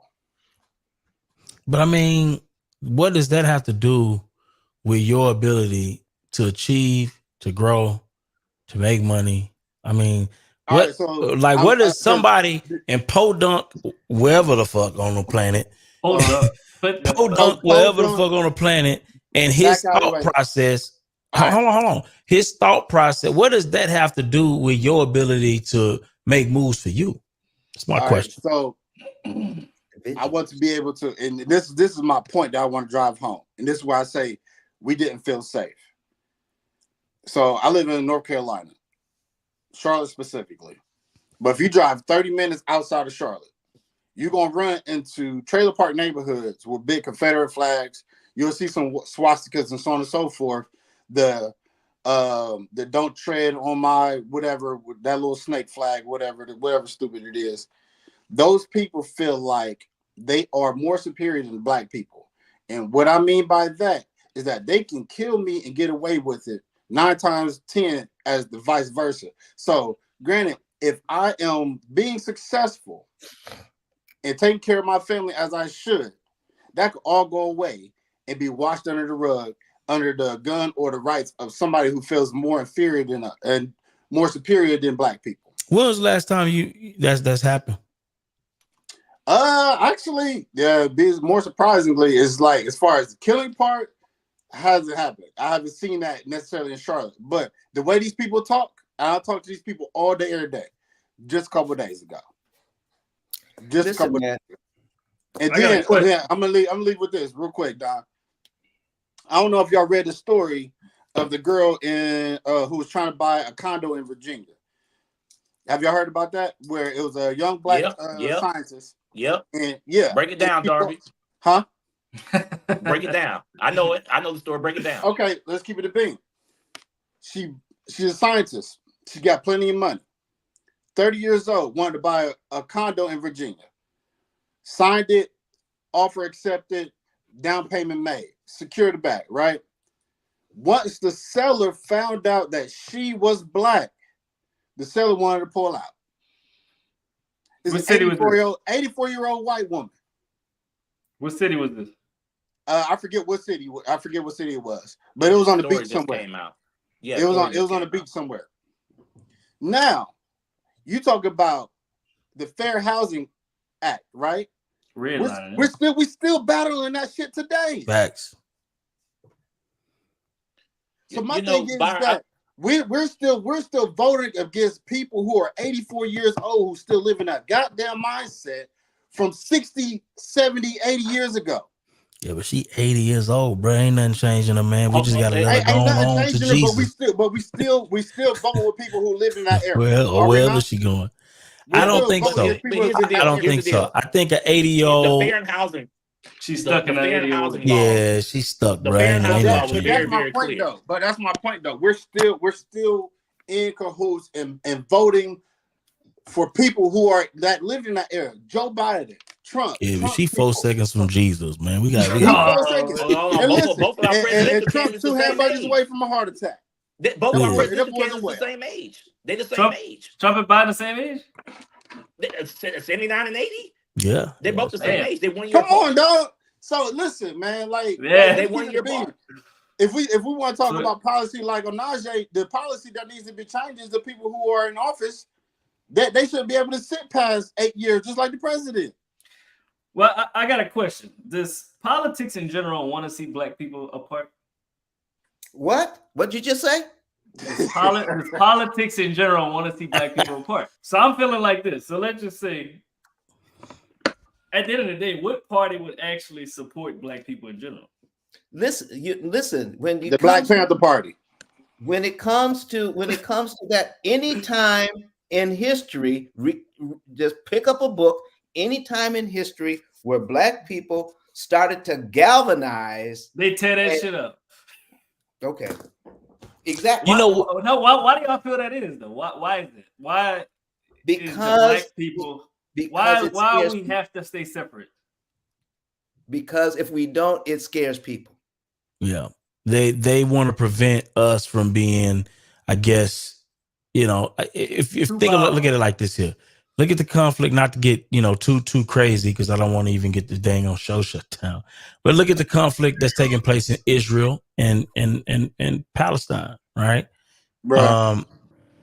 I think, here's the thing, black folks organizing in this country has always been a massive fear because a lot of people feared that, we would gain a certain level of power in this country and then we would retaliate for America's past sins against us for all them years. If we gain power, and that's the reason why, a lot of people think that segregation, right, was ended A lot of people think that segregation was ended because of race. You know what I'm saying? Like, and them, I think segregation was ended for national security interests. I personally believe this because they knew what was happening around the country, bro. They try to paint black folks in a lot of negative ways, but we were building solid, functional, successful communities all throughout this country. Matter of fact, I would argue that some of the most successful blacks came fresh out of slavery. Listen to me.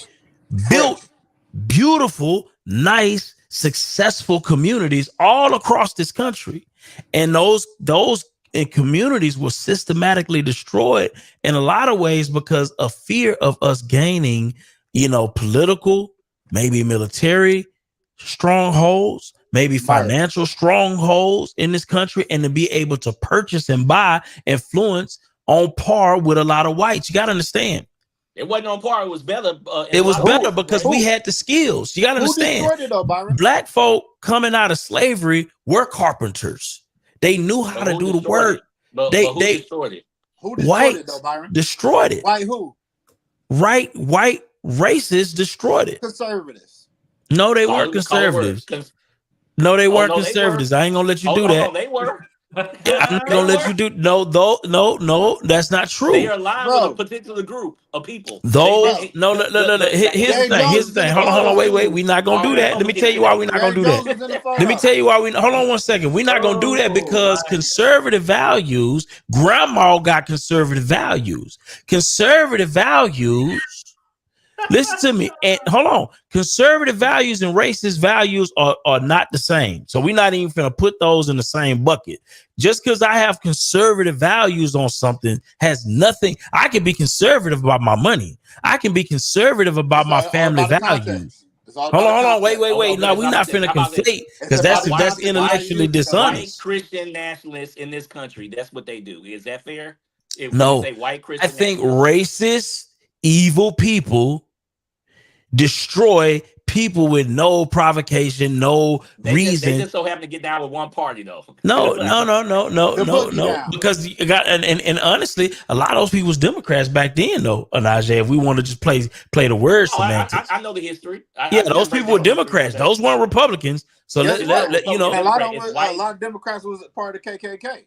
But that's why the Democrat Party was full of racists. So let's not. But here's the thing. I don't even want to play into that. Because I'm not even finna let conservative values and racist people share because they separate. A racist that wants to kill and destroy people who are doing something to better themselves is evil on every. No matter what you are. I don't care if you a liberal, conservative. What party do you typically align with, though, Byron? Who that? Come on, man. Here's the thing, though. I can't say that because you got to understand, Margaret Sanger. You can't say that. A lot of people would consider her liberal. Hold on, listen. And how many Planned Parenthoods do she like to put in black neighbors? She wanted to send us extinct. Najee, she was a liberal. Hold on, no. What I'm saying is, evil people are evil people. Is Trump a conservative? Listen, I think Trump a conservative. I can't speak to who he is. Is he a Republican? Is he even a Republican? He's a Republican. No, he's not. I can't speak to that. He's a Republican in name only. He went to the Republican Party because he knew he could get elected. He doesn't care about Republicans. He doesn't care about conservatives.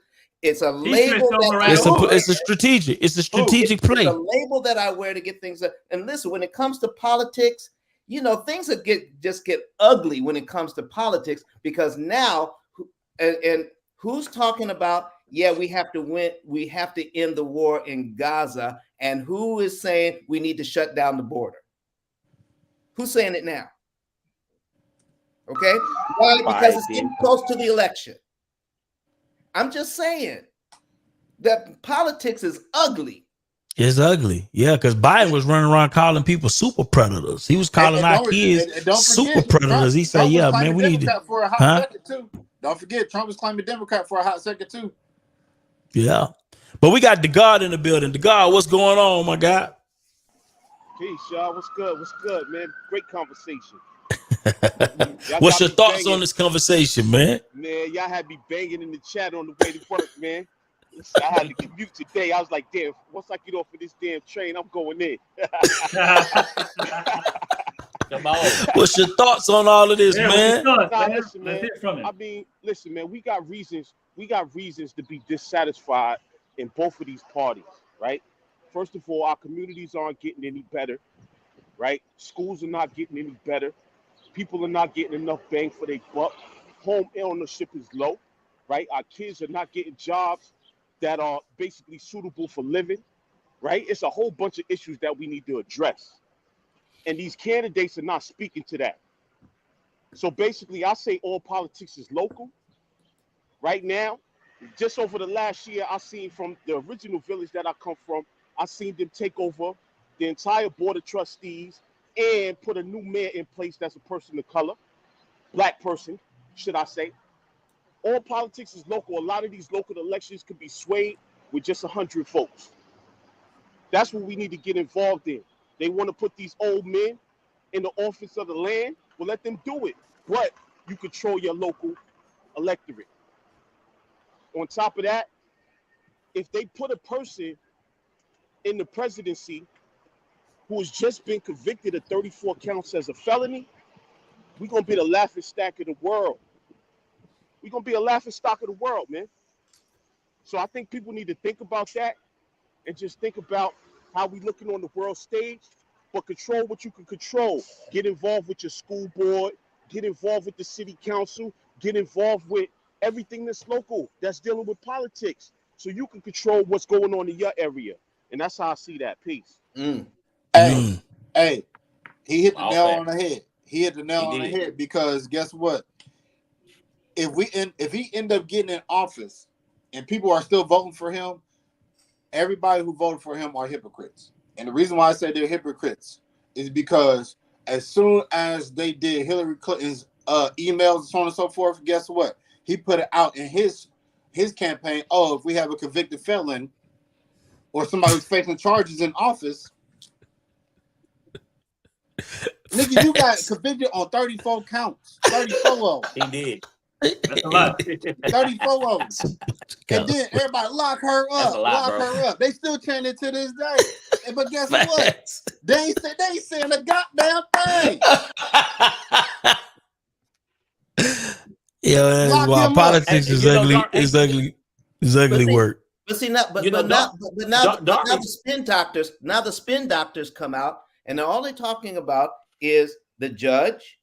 They're talking about the prosecutor, but they're not talking about 12 citizens that came together and said guilty. They're not talking about them. And none of those citizens. And none of those citizens weren't even native New Yorkers because Trump didn't want native New Yorkers on a jury. So they had the ability to toss out those jurors, which they did. See, again, they don't want to get into the details. They talk about it wasn't a fair trial, but his legal team did a hell of a job of tossing out jurors that they didn't want, right? But one thing Darby said earlier, he said a while ago, and I think it was super important to go back to Byron's original question. He talked about Democrats kind of being punks or whatnot and not really doing stuff with their chest. He did. He kind of hinted that. I'm paraphrasing. I actually think he's 1,000% right on this.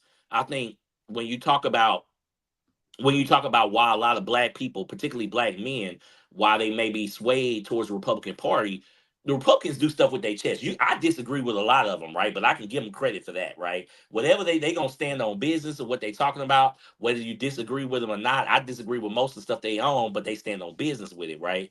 And I think as black men, frankly, we kind of appeal to that, right? Like, we don't want to see nobody doing nothing like no punk move, right? If you're going to do something, like, sing your praises, say it with your chest, give yourself some credit. And Biden and Harris have done a really poor job of that, right? Like, again, I'm not here to be an apologist. I'm just here to see what they are. And that was a point that I think Darby hit on that really, if you really want to get to the answer to your question, that's a big one, right? Particularly black men, right? We got a lot of testosterone as black men, right? You know, we can argue about, you know, we big on that, right? And I think there's a certain level where it's hard for us to kind of respect dudes that's not really doing it with their chest, so to speak. That's gonna sway us a lot. And I think that's a big issue with the Democratic Party, particularly Biden. They've just done a really good job of saying, "Hey, this is my policy. This is what we did. Give me some credit." Whereas Republicans, particularly Trump gonna be like, "Man, I did this and I did that, and half of that mess is false. He lying about, right? That dude, every other word he come out is lying, but he at least saying it. He at least coming out there saying what saying what he's saying with his chest. So I wanted to point that out because I think that's a hidden thing that not a lot of us talk about, but that's something I talk about in our private groups as well. And I think he's spot on. Well, the question is, I got a poll, right? For I would love to get you guys' take on. Let me put the poll in here real quick. Let's see if we can get this one up. Can I ask a quick question while you're doing that? Yeah, absolutely. What was Trump's legacy that he was trying to leave behind?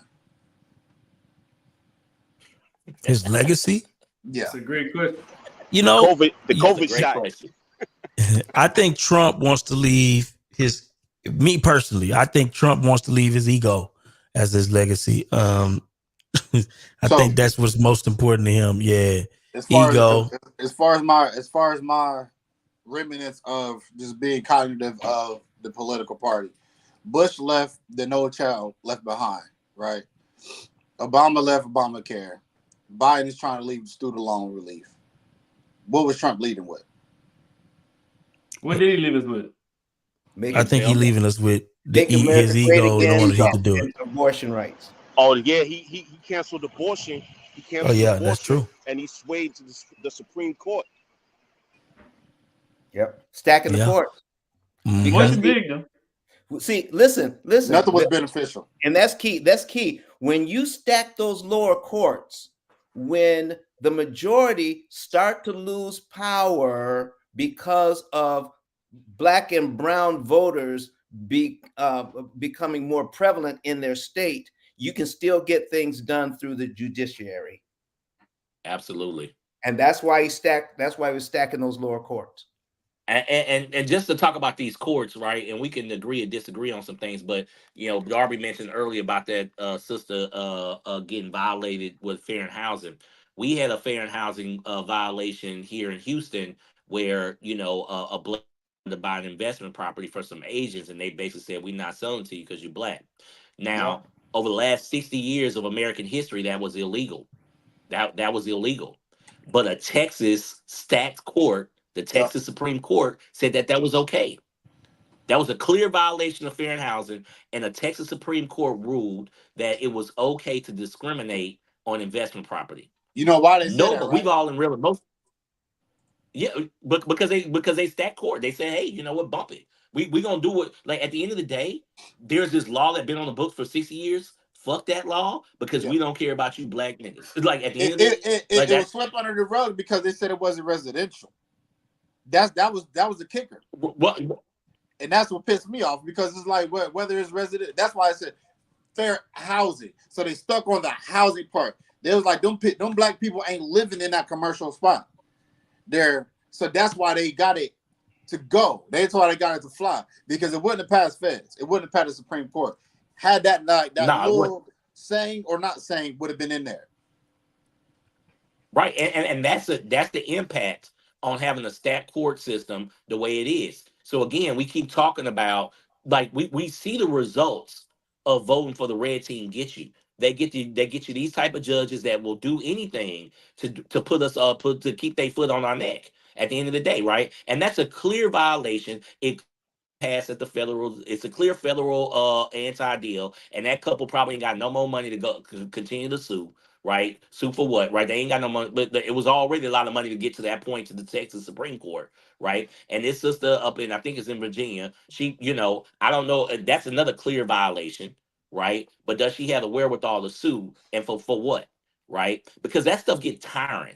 That's the issue, guys. That stuff gets tiring to continue to sue for basic rights that are already on the books. Can we please enforce the basic rights?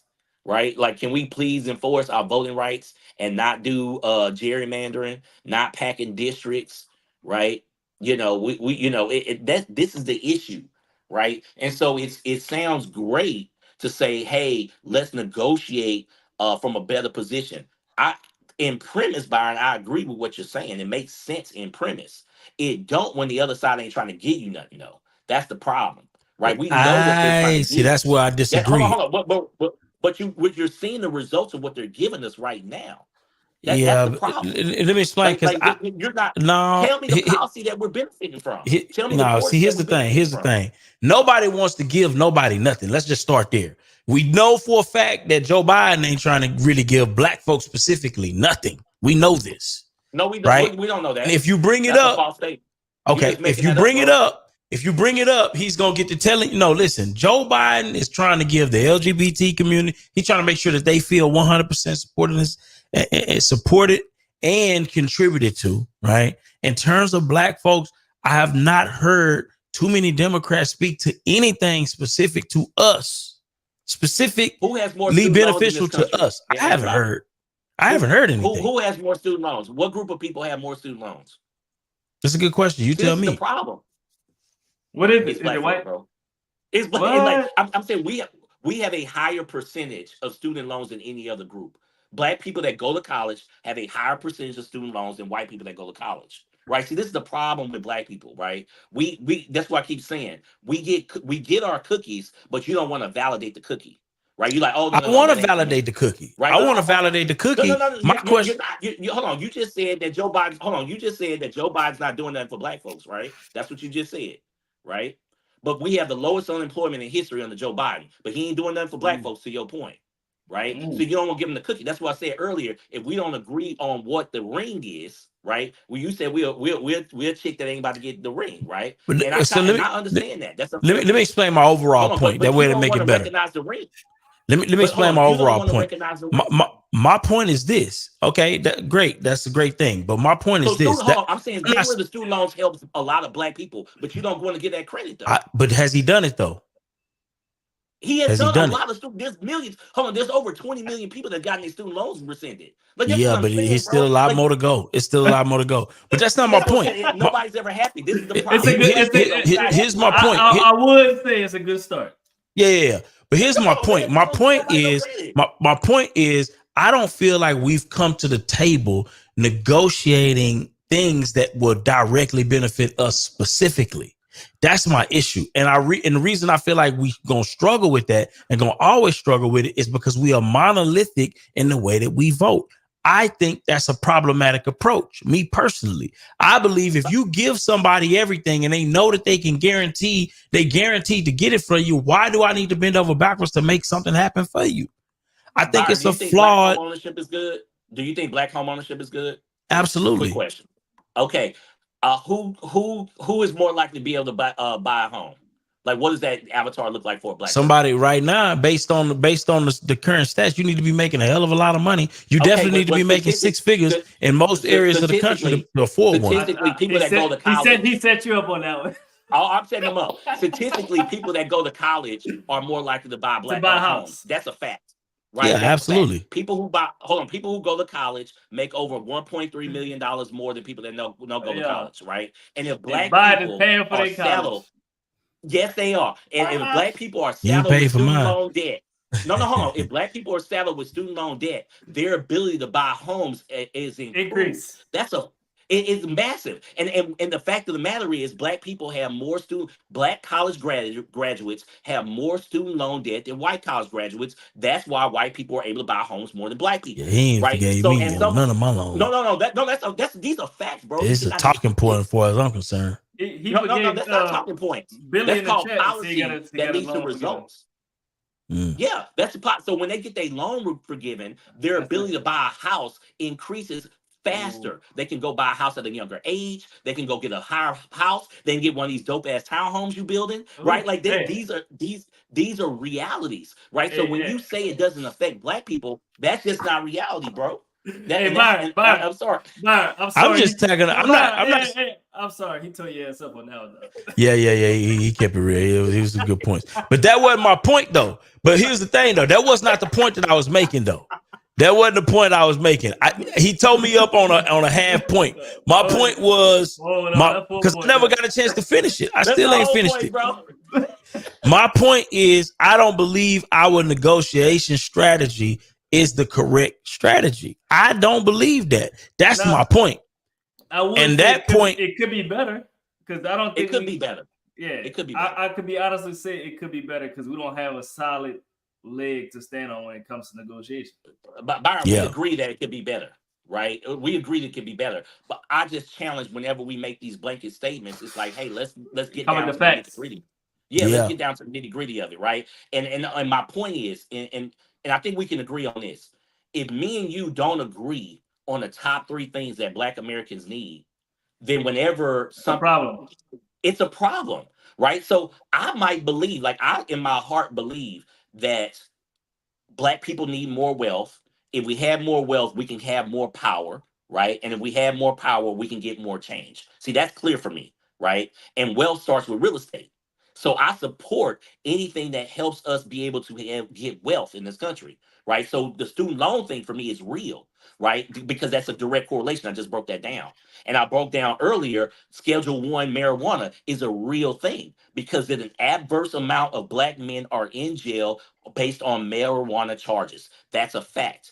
And if we had 2-parent households, if our Black men was not in jail and they were actually in households with our women, then our households would make more money. Therefore, we'd be able to buy more real estate. Therefore, we'd be able to get more wealth. So even though, so I can acknowledge that you may not get that credit, but those are direct correlations to me.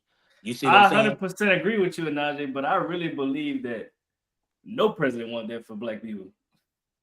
Oh, that's not their goal because we only have one Black president. Right, so yeah, so I don't think nobody want that for us. You're on mute, Don. You're on mute. You're on mute, Don. I want to say this.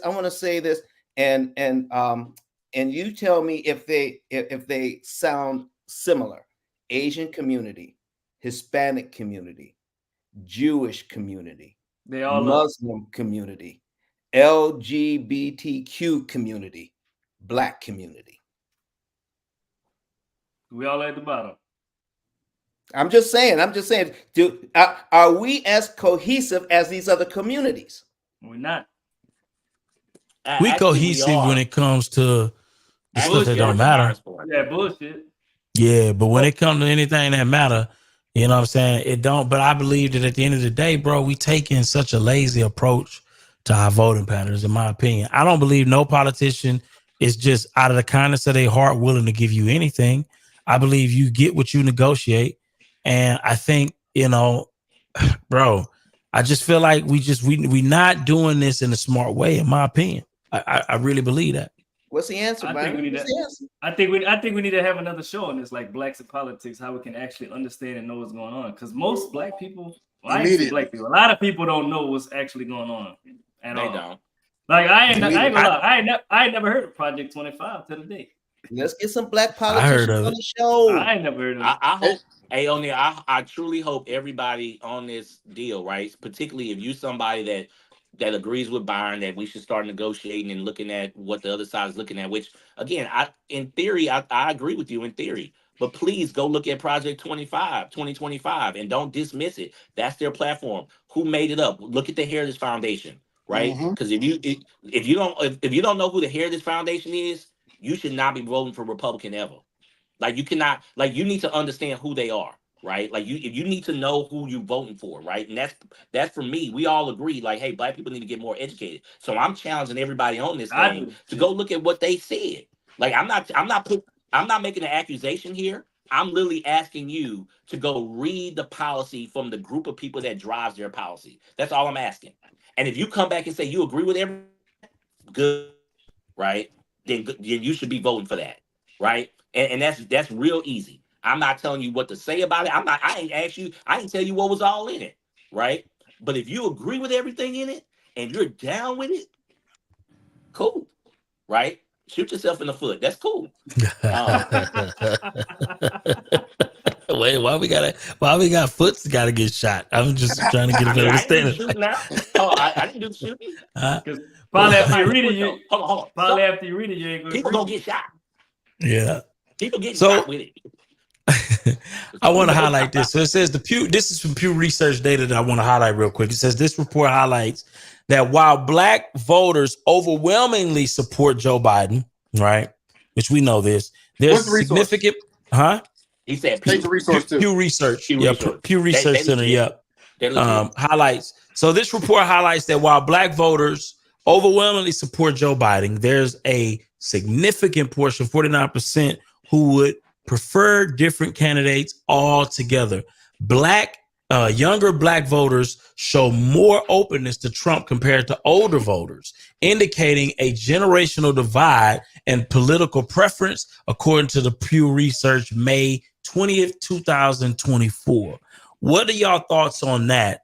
And then I also have a couple different other takes as well, that there is, I believe, that the younger voters are moving away from blind traditionalism, and they are looking at, okay, what specifically benefits me?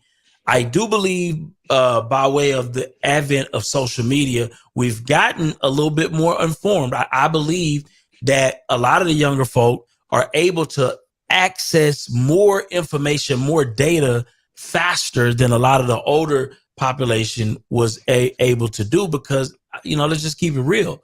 We just kind of have traditionally done things, whether it made sense for us to do so or not. It was just passed down. We did it because grandma did it. We did it because our cousin did it. And this is just what we do. Not really looking into the issues, not really looking into the facts, just saying she did it, so I'm going to do it.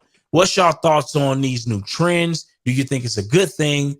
What the Pew Research Center has highlighted, and what's your thoughts on it before we head up out of here?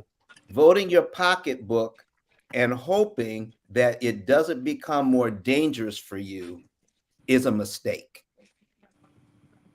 Okay, when you have certain attitudes in power, just because economically I can do better on my taxes, but you make it harder for yourself to navigate the economic process. That doesn't make sense, because somebody else gets a tax break, that doesn't mean that you all are equal. You're equal in the tax break, but that's it. But they're not equal in that, Don, because majority of black people don't even own property, right? So majority of black people won't benefit for these tax breaks that we talking about. So let's keep it to get the facts. So we're asking people to vote to help some other people in their tax brackets, but ain't about to help theirs, right? So for me, keeping it real, a lot of the Trump tax policies has absolutely helped on Najee, but 90% of black people ain't in my position, right? So I'm actually trying to help my other people get to my position, right? And the only way you're going to do that is actually having policy for these people to come up. You know what I'm saying? But to get specifically to Byron's point, I think it's always good for people to have more information. I think it's always good for people to challenge the conventional wisdom, right? I believe in these things. Now, the only challenge I do have in your statement is around social media. Your social media, massive amount of information is you only get what your algorithm spits out. That's true. Okay. And it can be fake. It can be fake news. Exactly. And it's a lot of fake news out there. Most of it is fake news for clicks. Most of it is fake news out there, right? Because we're behind the scenes. We know that, right? A lot of it's fake news, and your algorithm actually can put you in the fishbowl.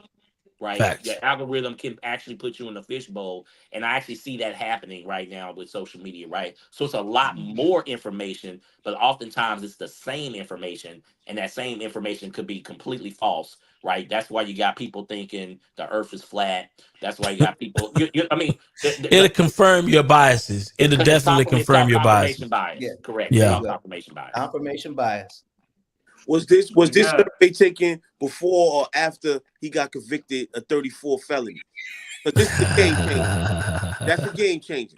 Right now, listen, we dealing with the youth now. This youth right now is a generation where nobody's addressing them. Yeah. And whenever I hear them talk about their support for this candidate who just got convicted of 34 felonies, it's because of the stimmy check. They say they missed those stimmy checks. They not gonna get the stimmy checks, bro. But they missed them stimmy checks. They missed them stimmies.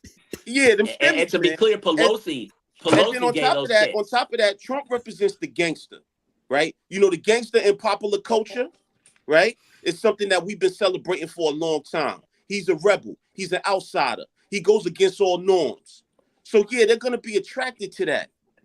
He's not somebody that these old stiffs that already been in the office for all these years and they coming out against him. So yeah, they're gonna be attracted to that. What we have to do is change our messaging and actually understand what the youth want and what their concerns is so that we could address them. Peace. Yeah, you got to give me more choices, Byron. You got to give me more choices. If my choice is I'm going to make a deal for this house or live outside, I'm going to make a deal for the house. Okay. I don't have any negotiating power. But I don't want to live outside.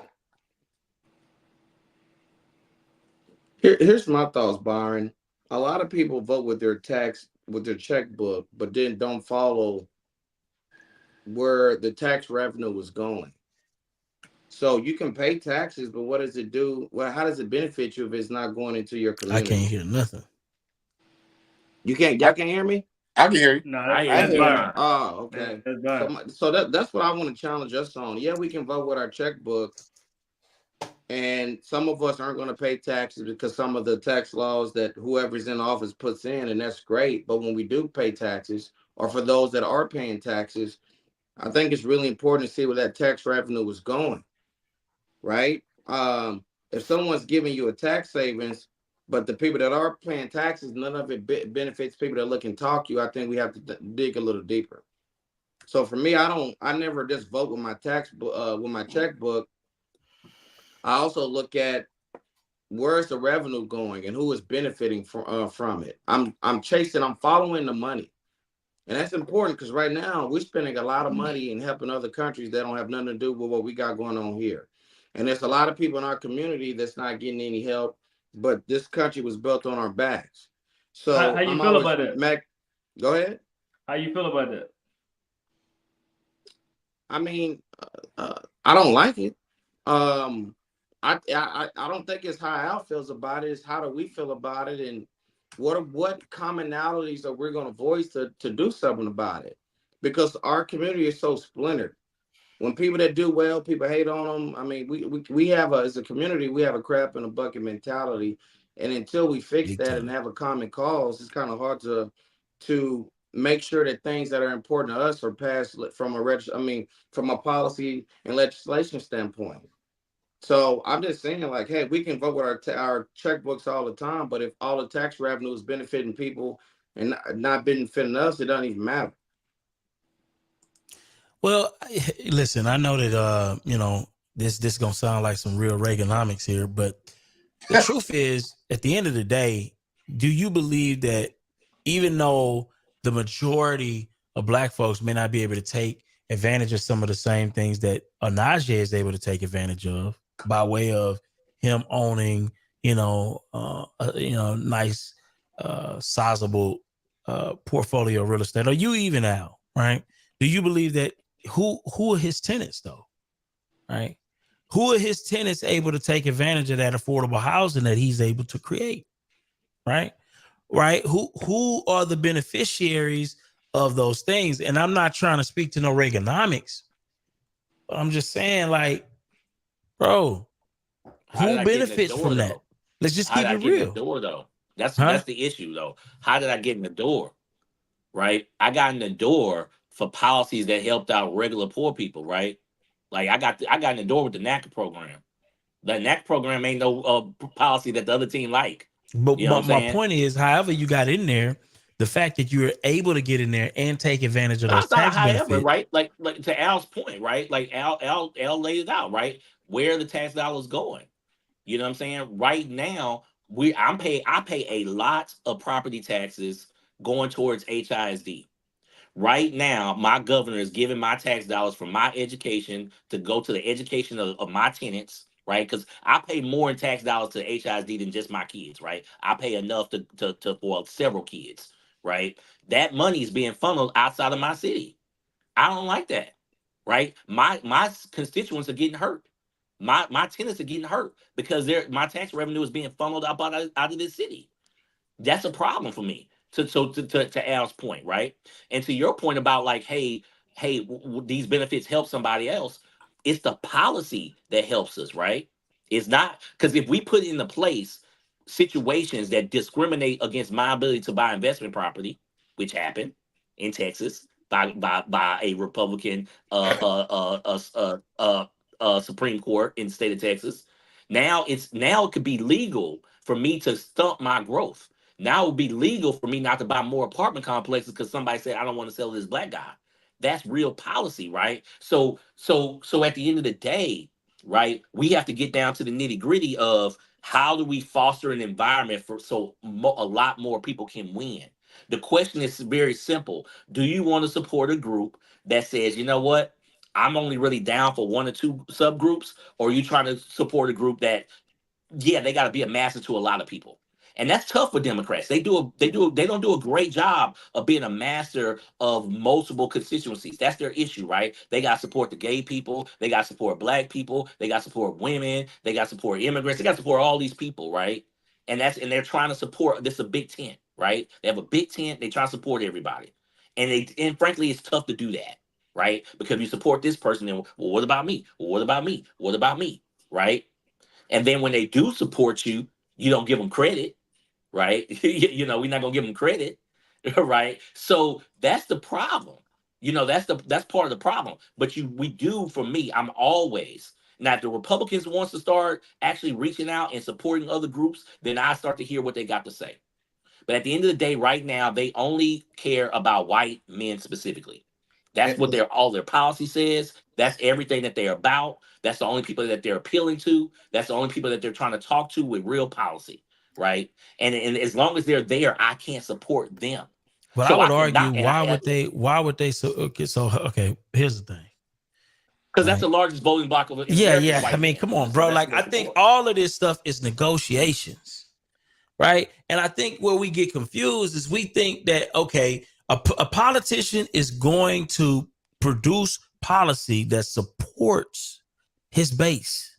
Just like what you said with the Democrat Party, right? The Democrat Party is going to put some things in place for black folks. I do believe that we're doing it in a very inefficient manner, but ultimately they're going to do things that, at least in my opinion, I think they do more. Democrats, for instance, I think they do more of what makes us feel good than actually do good. Yeah, I think I just cited 2 or 3 things that you still ain't getting credit. I get it. I mean, those things don't matter, right? Those things do matter. That base is manufactured. It's not real. It's manufactured. When you talk about government programs, you mentioned Reaganomics, Byron. You brought that up, okay? Yeah. When you talk about that kind of thing, so-called giveaways, programs, Section 8 and others like it, all right? When we talk down about that, who benefits from these programs? What group of people benefits from these programs more? White people or black? White people. Exactly. But I can convince poor white people to actually vote against them. Yeah, absolutely. Okay. But when it comes to people in power, it's called a subsidy. It's still government welfare. Facts. Mic drop. But Byron didn't appreciate that Biden loan payoff, man. I ain't get it, man. I ain't gave me. Hey, nothing. man, I'm still waiting on mine. How do you get that? Is it just random people? Or? Bro, I don't know. I'm trying to figure that out too. Money you make. Listen, we could do a whole show on that. I did 2 shows on that student loan thing. So there's a trick to it, and we can talk about it. Yeah, I'm sure it's some with income level. If you make under 80,000, it hitting you first or something like that. I'm sure. Yeah. Well, at the end of the day, listen, I just want to say I appreciate you fellas for jumping in. Man. It was a beautiful show. It was a nice show. Yeah, this was a great show. I enjoyed the conversation, guys. Hey, the thing is, it's some intelligent black men on this stage, man. Absolutely. Fact of the matter. And just so we're clear, guys, 4.75 million people have had their student loans forgiven. So that's not a ton, but that's a good number. That's a lot. That's a lot. I just wish I was in the 4.7. Man, tell me about it, dog. You probably making too much money, Byron. That's probably the issue. I got a question for the audience, man. I'll help you with your student loans. Call me after the show. I'll help you with your student loan. Should we talk about politics more? Should we educate our community on politics more? Put yes in the chat if y'all want to see that, because I think we should. Yes. I'm just getting into it, honestly. Especially this year. Yeah, this year is gonna mean a lot. And then for everybody, because I think we got people in Texas, Louisiana, Alabama. Where you out, Najee? Virginia? I'm in Texas. You're Jacksonville. Yo, hey, Najee giving Virginia vibes in this joint. I never knew. Nah, I'm from Houston, bro. Okay, and we got people all over, but the main thing is we got to control our community first, and we get out of pocket when we just focus on the presidentials and we're not voting in our primaries. You know what I mean? So we really got to sit down and who's running our school districts, because some of us got kids who's running, our higher tax dollars is paying for these streets. One thing that's pissing me off right now in the city of Charlotte, they talking about updating the Panther Stadium, the Hornet Stadium. Of course, that's tax dollars, but we ain't winning no damn games. I got a problem with that. Yeah, your team suck. Bad. You know what I mean? They gonna suck for a while. Don't tell me nothing about no new stadium, no new jerseys. Give us some games. Y'all be better off bringing Cam back. Tell me about it. But they don't like it, though. He'll bring money to your city too. Oh, for sure. For sure. He definitely would. He did when he came and played that one game. Talk about him back, and then he was gone. I was mad, but Hey, listen. To Darby's point about local politics, I agree 1,000% there too, right? A lot of this stuff happens locally. There's a lot of movement in Houston, in my city, locally, right? The mayor of our city, again, very, very clear to Al's point. You can't really vote. We probably voted in our first Republican mayor in a long time, although he's clearly labeled as a Democrat. He's not necessarily a liberal Democrat. And policies have changed, right? Livable places as a policy. That's for you, Byron. Like, y'all thought that was y'all thought y'all was gonna win. That shit's out the window, bro. That shit is out the window, because that's not what he down with. He don't care about small builders making money. He care about his big boy guys that pay him out. Right. And so these things do matter when you talk about city council. We're gonna have unfortunately, and I don't want to speak anything negative in the world, we're probably gonna have the most important congressional seat coming open very soon in our city. And it's important that we get behind and figure out who we want to put in place. I don't want to speak. Maybe y'all know who I'm talking about or whatever. I don't want to speak any negativity into the world, but our key seat is probably going to be up real soon, and that's a big deal. So we got to figure this stuff out, man. Local politics matter, right? Because again, that's who's making money, right? If our mayors and whoever in your city council are not fostering an environment for you to make money, y'all need to be voting them out, right? Right. So hold on, wait a minute. Did the livable places ordinance get blocked? It's not blocked, but it's not blocked. But all of a sudden, the permits have gotten a lot stricter. All of a sudden, certain rules have changed. All of a sudden, certain these restrictions are. We're gonna make it harder, so it's impossible. Here's what's clear to me. It's not about to get enforced the way y'all thought it was. That's clear, man. That's very clear, because at the end of the day, it's large developers versus small developers. If I was building a 200-unit complex, do I really want a bunch of land getting taken up by people that's building fourplexes and duplexes? I do not.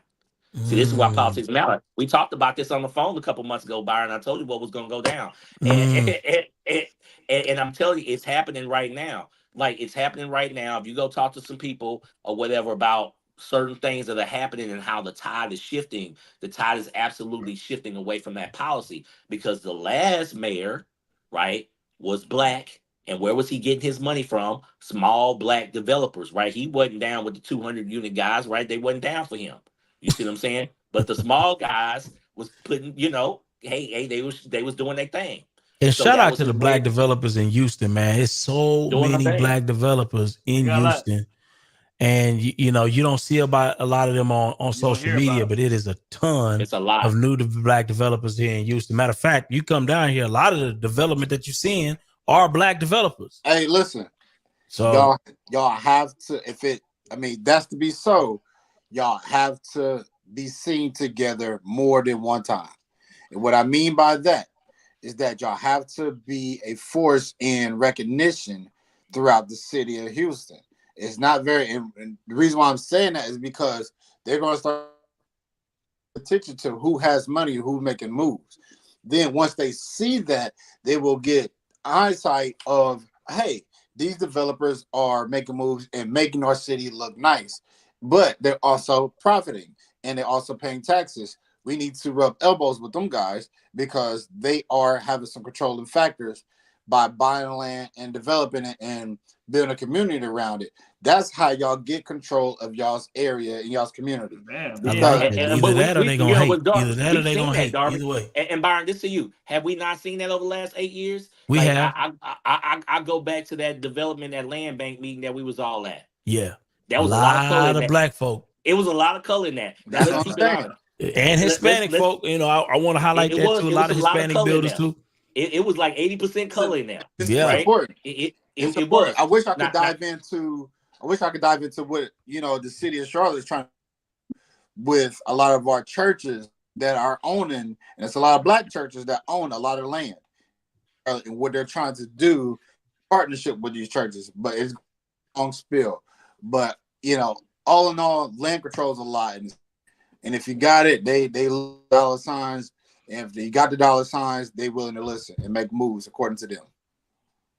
I'm happy you said that, Darby, because we are focused on highlighting more of the black developers and real estate, high-level real estate agents in the Houston area with the in-person podcast. So I'm happy you brought that up. Yes, indeed. But man, I think we got to talk about this more, man. Yeah, try to think about it, fellas. Can we meet up at least twice a month? Talk a little politics, man. Listen, man, this got me excited, man. This got me excited for that. I'm ready to take my day. But what we should, but at the end of the day, we can disagree on some things. But at the end of the day, it's important for our people to hear intelligent conversations, right? We disagreed on some stuff, but it's still an intelligent conversation, right? Absolutely. And at the end of the day, a lot of that's not happening on social media. There's just sound bites. There's just comments. Conflict or whatever. It's just drama, whatever. And we got to be able to have these, because to me, my whole thing is, if you support a policy that's different than me, man, shit, tell me about it, right? Let's talk about it, right? Let's talk about the facts, right? About what that policy is, right? Because if we're not having those conversations, then we end up saying something. Again, for me, I'm very, very clear, right?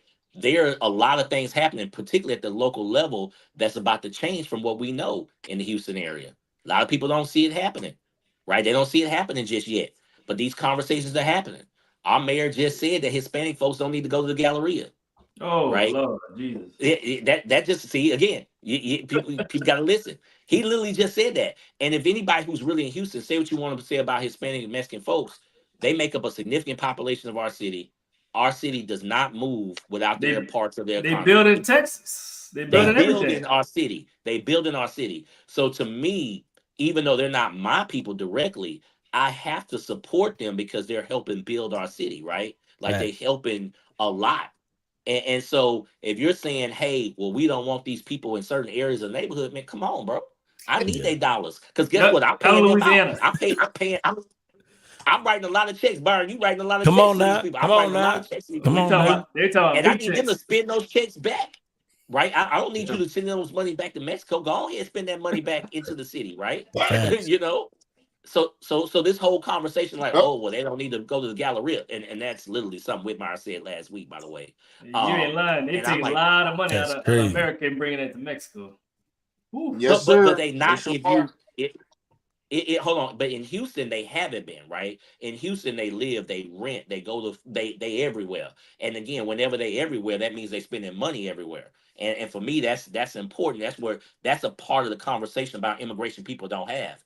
If you foster an environment for where people want to live, guess what they're gonna do? They're gonna live, they're gonna buy houses, they're gonna pay rent, they're gonna buy food, they're gonna shop, they're gonna go to school, they're gonna spend Part of the money, community. right? And all of that helps the growth of the state. That's my position on immigration, right? Ain't half of Texas Mexico at this point?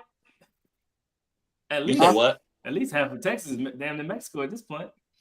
Then how are we going to position ourselves to have them spend money with us? How do we do that? I think they like to spend money with us.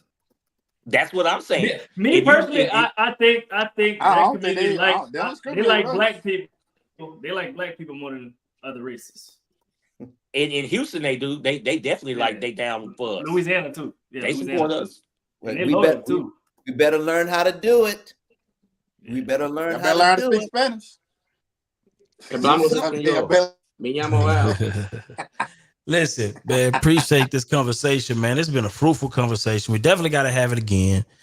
Man, I'm gonna still go back and I want to kind of close out on some of this Pew Research data because I think this is important. I think it's important from a strategic standpoint as well. But I'm gonna say this. So the Pew Research Center, this report highlights that while black voters overwhelmingly support Joe Biden, there's a significant 49% who would prefer different candidates altogether, right? So that's a massive amount.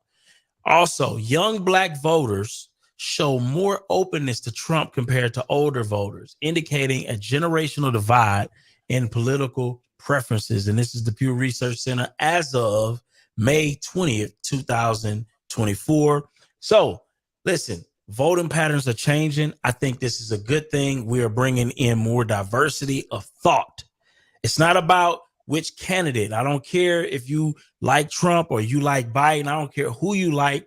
I do like diversity of thought. I do like us having more options on the table. I do like us negotiating from a position of power instead of a position of need or not having a position at all. I do like the idea of us negotiating from a position of power. With that being said, I appreciate everybody who took part in this show. And I appreciate everybody who took part in the comments as well, because the comments was definitely driving a large portion of this commentary today. So I just want to say I appreciate everybody for that. Listen, I'm about to go play in the dirt in a little bit and see y'all on the other side of success. Definitely. And definitely tune in. What you got to say, man? Hey, before y'all leave, fellas, if y'all can't stay a minute after we end the recording so it can save everything. Yes. After. Y'all don't have to be on screen, but it can just keep it open for a minute so it can keep it auto recordings. And with that being said, man, y'all have a good day. Go make some money. If y'all need anything from us, let us know. We appreciate y'all.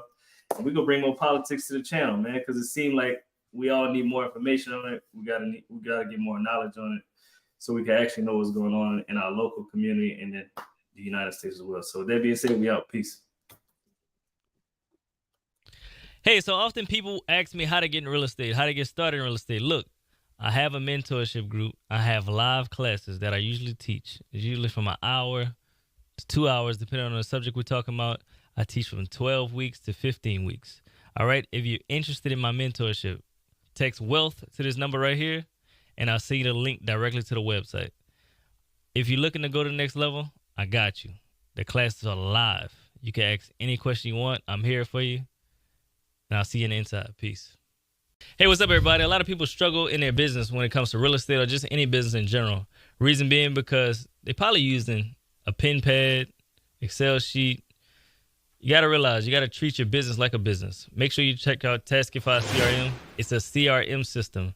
It texts and drips campaign, email. You can actually sign contracts within your CRM. I use Taskify CRM. If you want to check out the CRM that I use right now, make sure you check out that QR code, scan it with your phone. It'll show you inside of what we're using today. If you want to take your business to the next level, check out Taskify CRM. Peace.